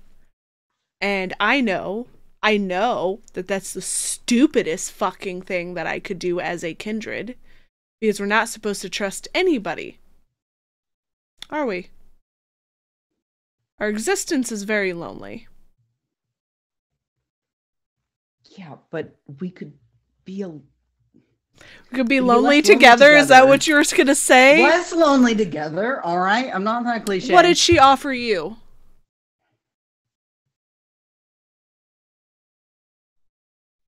Just to get stronger. For what? To protect the people that I care about. No. She'll get you stronger. What do you have to do for her in return? Everything is a give and take. You were there for mine. And She one said there'd meeting be no and she strings convinced attached. you. Bullshit. No bullshit. Do not take me a fool, Basil. She's going to take whatever she wants either way. There's been no strings attached, and if there is, I'll deal with the consequences.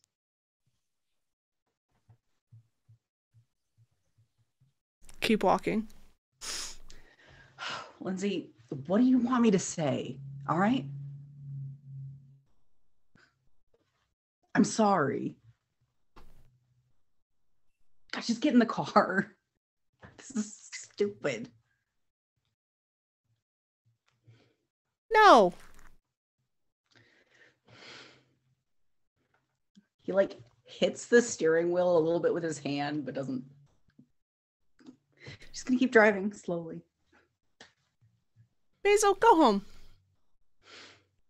I'm not leaving you out here. Why? I'm not in danger. Even if I am, you've seen me punch a wolf before. Okay, well, that is different than a wolf, all right? I'm not leaving you out here alone. If I have to drive 5 miles an hour down this whole goddamned road, I will. She keeps walking. I keep driving right beside her.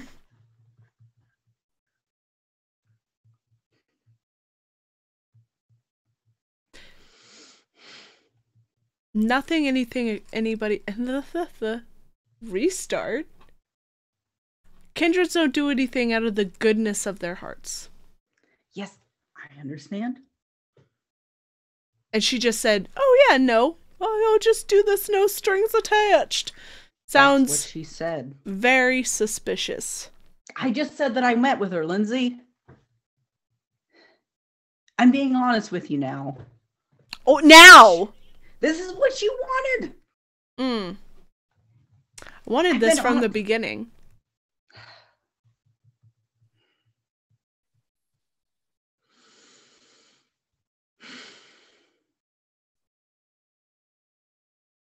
I've been lied to enough, Basil. You from the Lindsay, you've got enough on your I mind, asked on your plate. you specifically, and I stopped. I asked you specifically if you went and saw her, and you told me no. So you lied to me.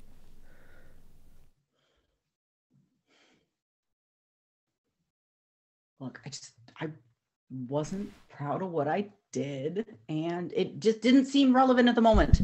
All right? Didn't matter.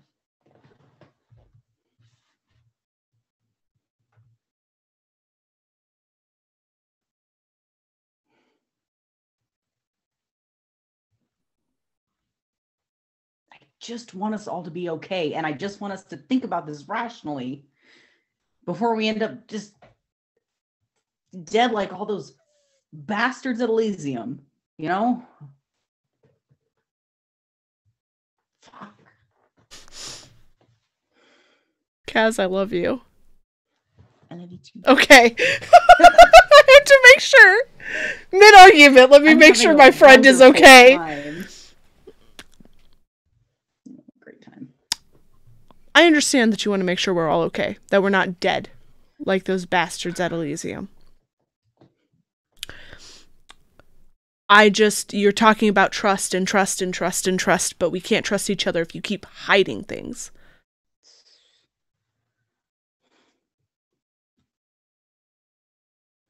Maybe you can't handle the truth. Okay, Jack Nicholson, and I walk away again. Wait, no. He drives up beside her again. No, go home, Basil. I'm not going home, Lindsay. I'm not leaving you out here. You're not alone, and I want to show you that. Yeah, you're right. I have Victor.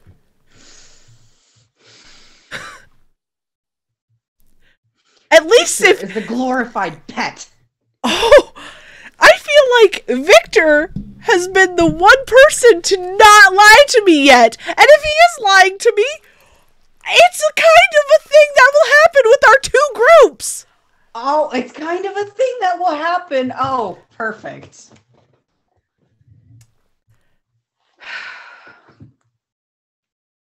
But you won't get off my ass.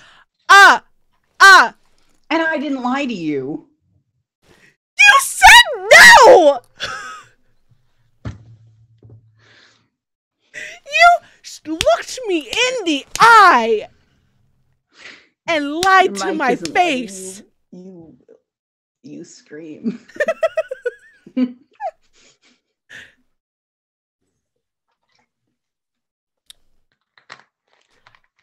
Look, all right, you're right, Lindsay. You're right. It's my bad. All right. It's embarrassing and it's stupid. And I did maybe kind of lie. I did go see Gigi. There. Say it again.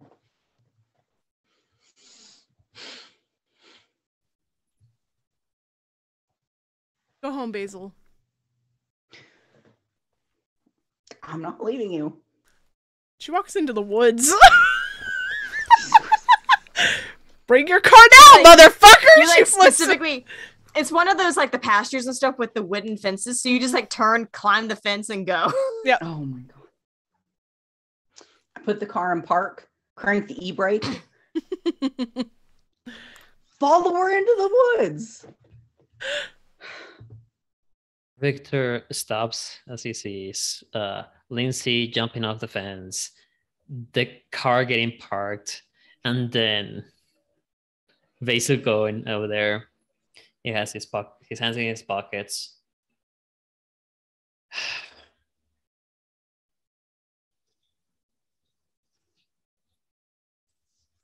And he will steal Basil's car. What's happening? Oh my god, just leave both of you out here. Deal with your issues. Oh, I'm so tempted. I take the keys. Better not hotwire my car. I was thinking about checking. Definitely, he would check if the keys were left in there, just to make sure that the car is safe, and then he would shadow weave to make himself way less noticeable. He doesn't want to miss the sweet drama. And follow behind these two, keeping a good distance, weaving in the shadows to make himself more stealthy and keeping a good ear, because there's things that he needs to know.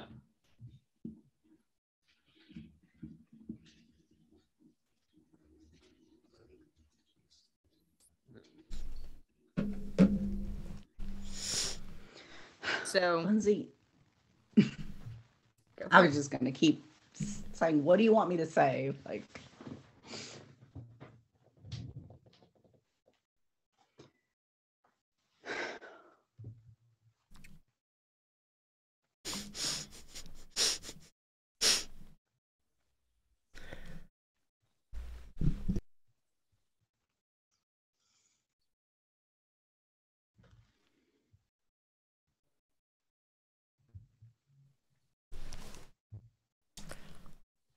I don't know, Basil.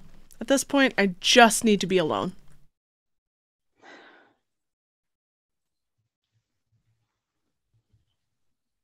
okay, but can you be alone somewhere that's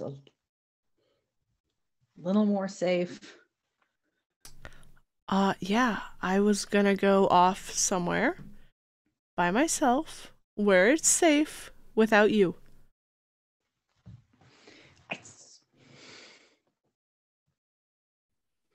Not in the middle of some field near the country club. No, I was walking down the road.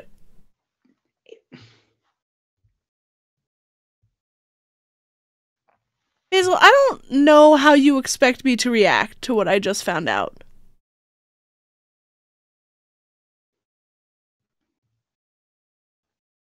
That the only man that I've actually truly loved has lied to me.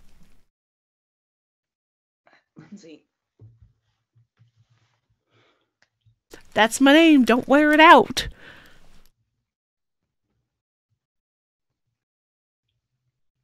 Look, you just...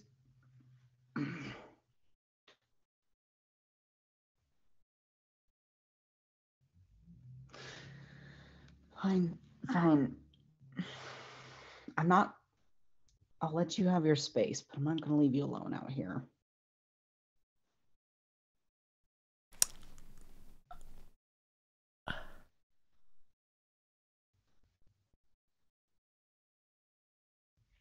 I'm walking back to my haven, so...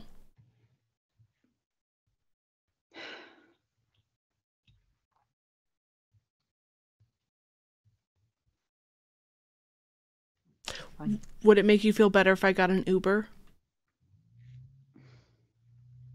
Yeah, actually, it would. Okay, then I'll walk to the end of the road and get an Uber. Because I'm not bringing a mortal up here. I guess I'll go sit in the car. Swear to God. I hop back over the fence, walk down the rest of the drive, and then get an Uber. Basil's comes up. Right? Exactly. That's what I was thinking. Hey, Victor. Victor, I'd seen them. Alright, sorry. So you have shadow weaved. You have been stealthily watching from the darkness. You could have also used your Nick Spangle, but your eyes would have been visible. Yep, that's Gotcha. So you have shadow woven, and have been watching this woven. While you're doing so, please give me wits and awareness, or wits and alertness in your case. It's an alertness, okay. Wits, that's 3. Alertness, it's 2. Makes a total of 3 successes.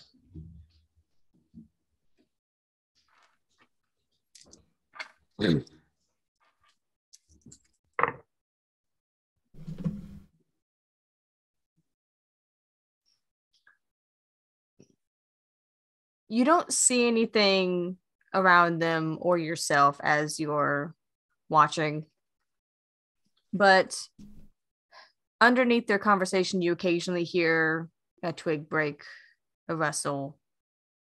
You're in a field, so you know there's animals, but you just keep remembering seeing all those gangrel running around.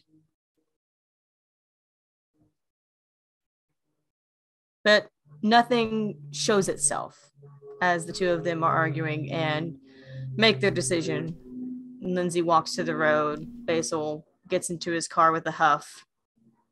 I've seen them begin to make their way back. He would move back to the car quickly and act as if he was just around the car, like pacing, like waiting, and he would move the shadows to a normal state. Right. Victor, where are you going? You want me to drop you off somewhere?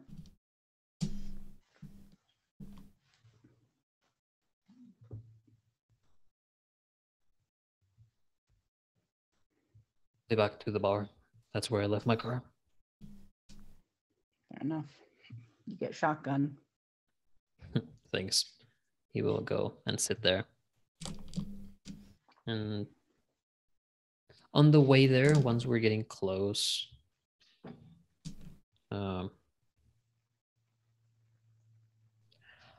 Hey, peso, so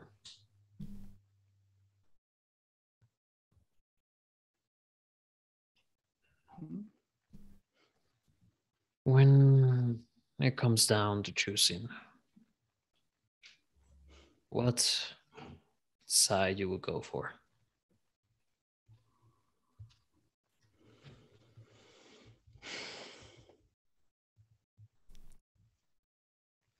I'm on the side with the least casualties to the people that I want to protect.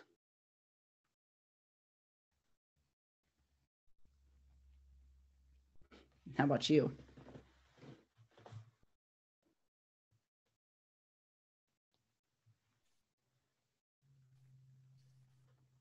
Well, I'm on the side that is that thing buried in the ground and never to be seen again, or preferably seen one last time the sunlight. So if for some reason it comes down to it,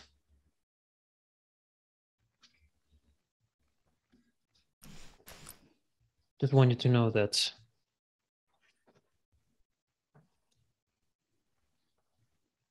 my choice will not come to a betrayal.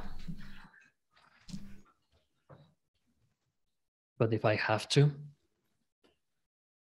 I promise I would do my strikes toward you in the front and not in the back. I just hope that we are on the same side. I hope so. Kind of sounded like a threat, but you know, y'all do things differently. So, for us, we are at war. And we've been for a long time, so honestly, until I met you guys, the only allies I had were my people. I just really hope I don't have to.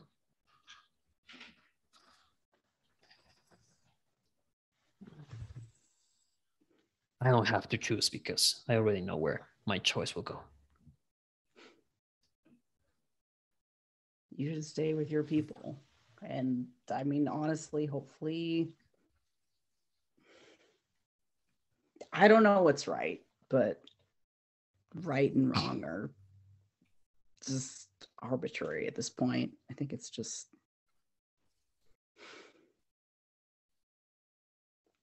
trying to take care of our own. I understand. I respect that. I won't judge you. I still don't. But if your choice is that side, and if you think that will be the one that will protect the ones you care for,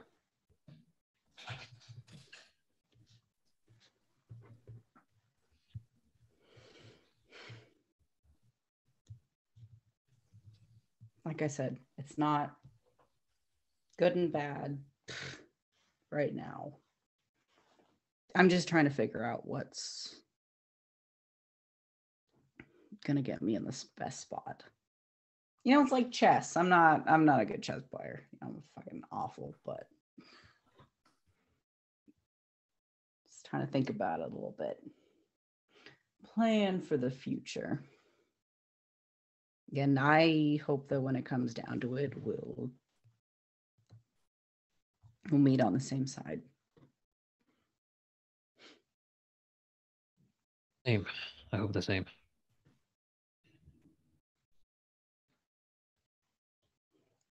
Pull up to the bar.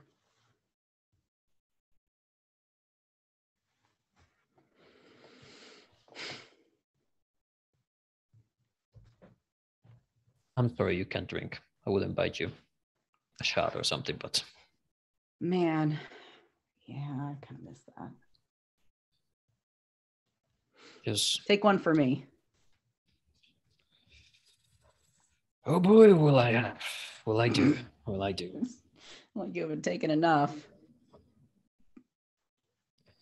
He gets out of the car, goes into his, and drives away Give him a.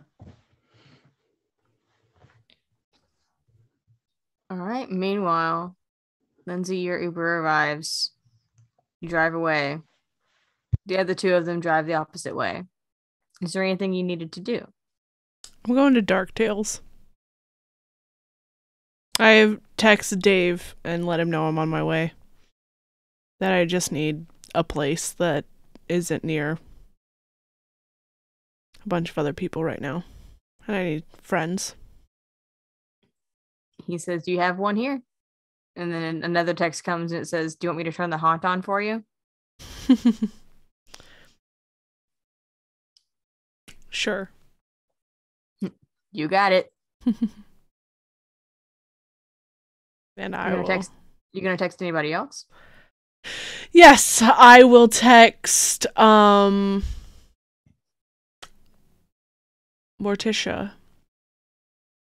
And go, be careful. Looks like she kind of has eyes everywhere. You get back a text that says, "Understood." I do too.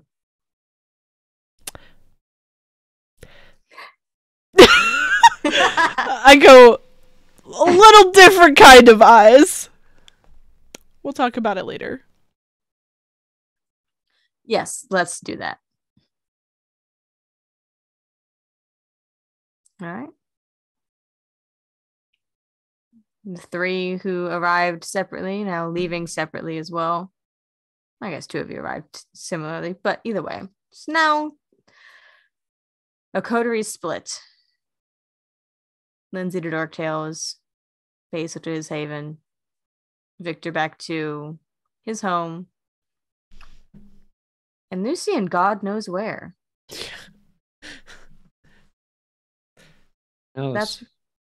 That is where we're going to end this episode for tonight.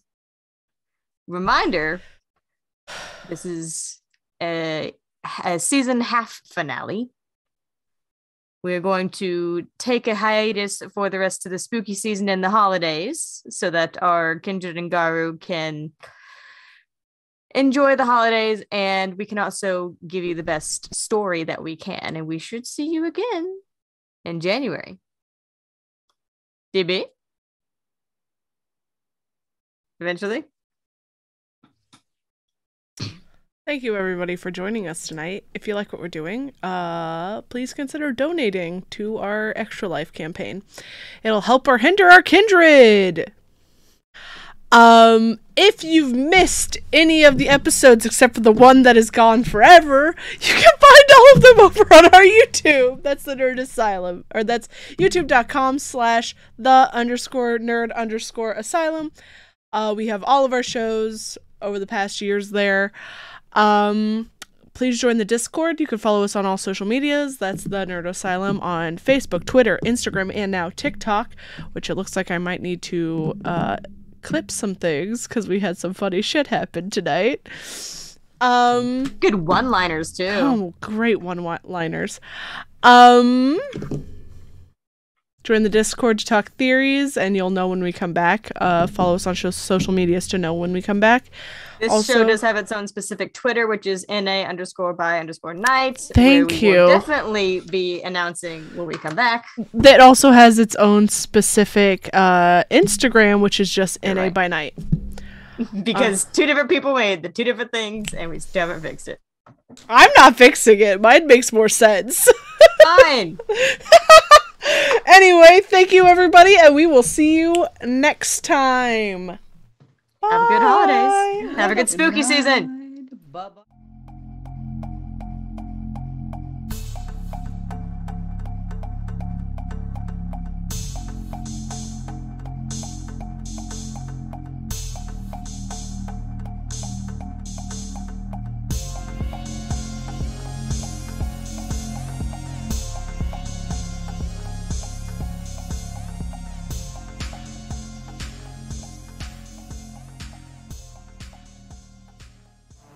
From the city that brought you Kentucky Fried Chicken comes Roll for Weird, a Monster of the Week actual play podcast. Join Philbert Fogel, doomsday prepper and expert. I mean, I'm kind of like the linchpin that's keeping everything together. Lasath, the divine. And I still owe him my life, so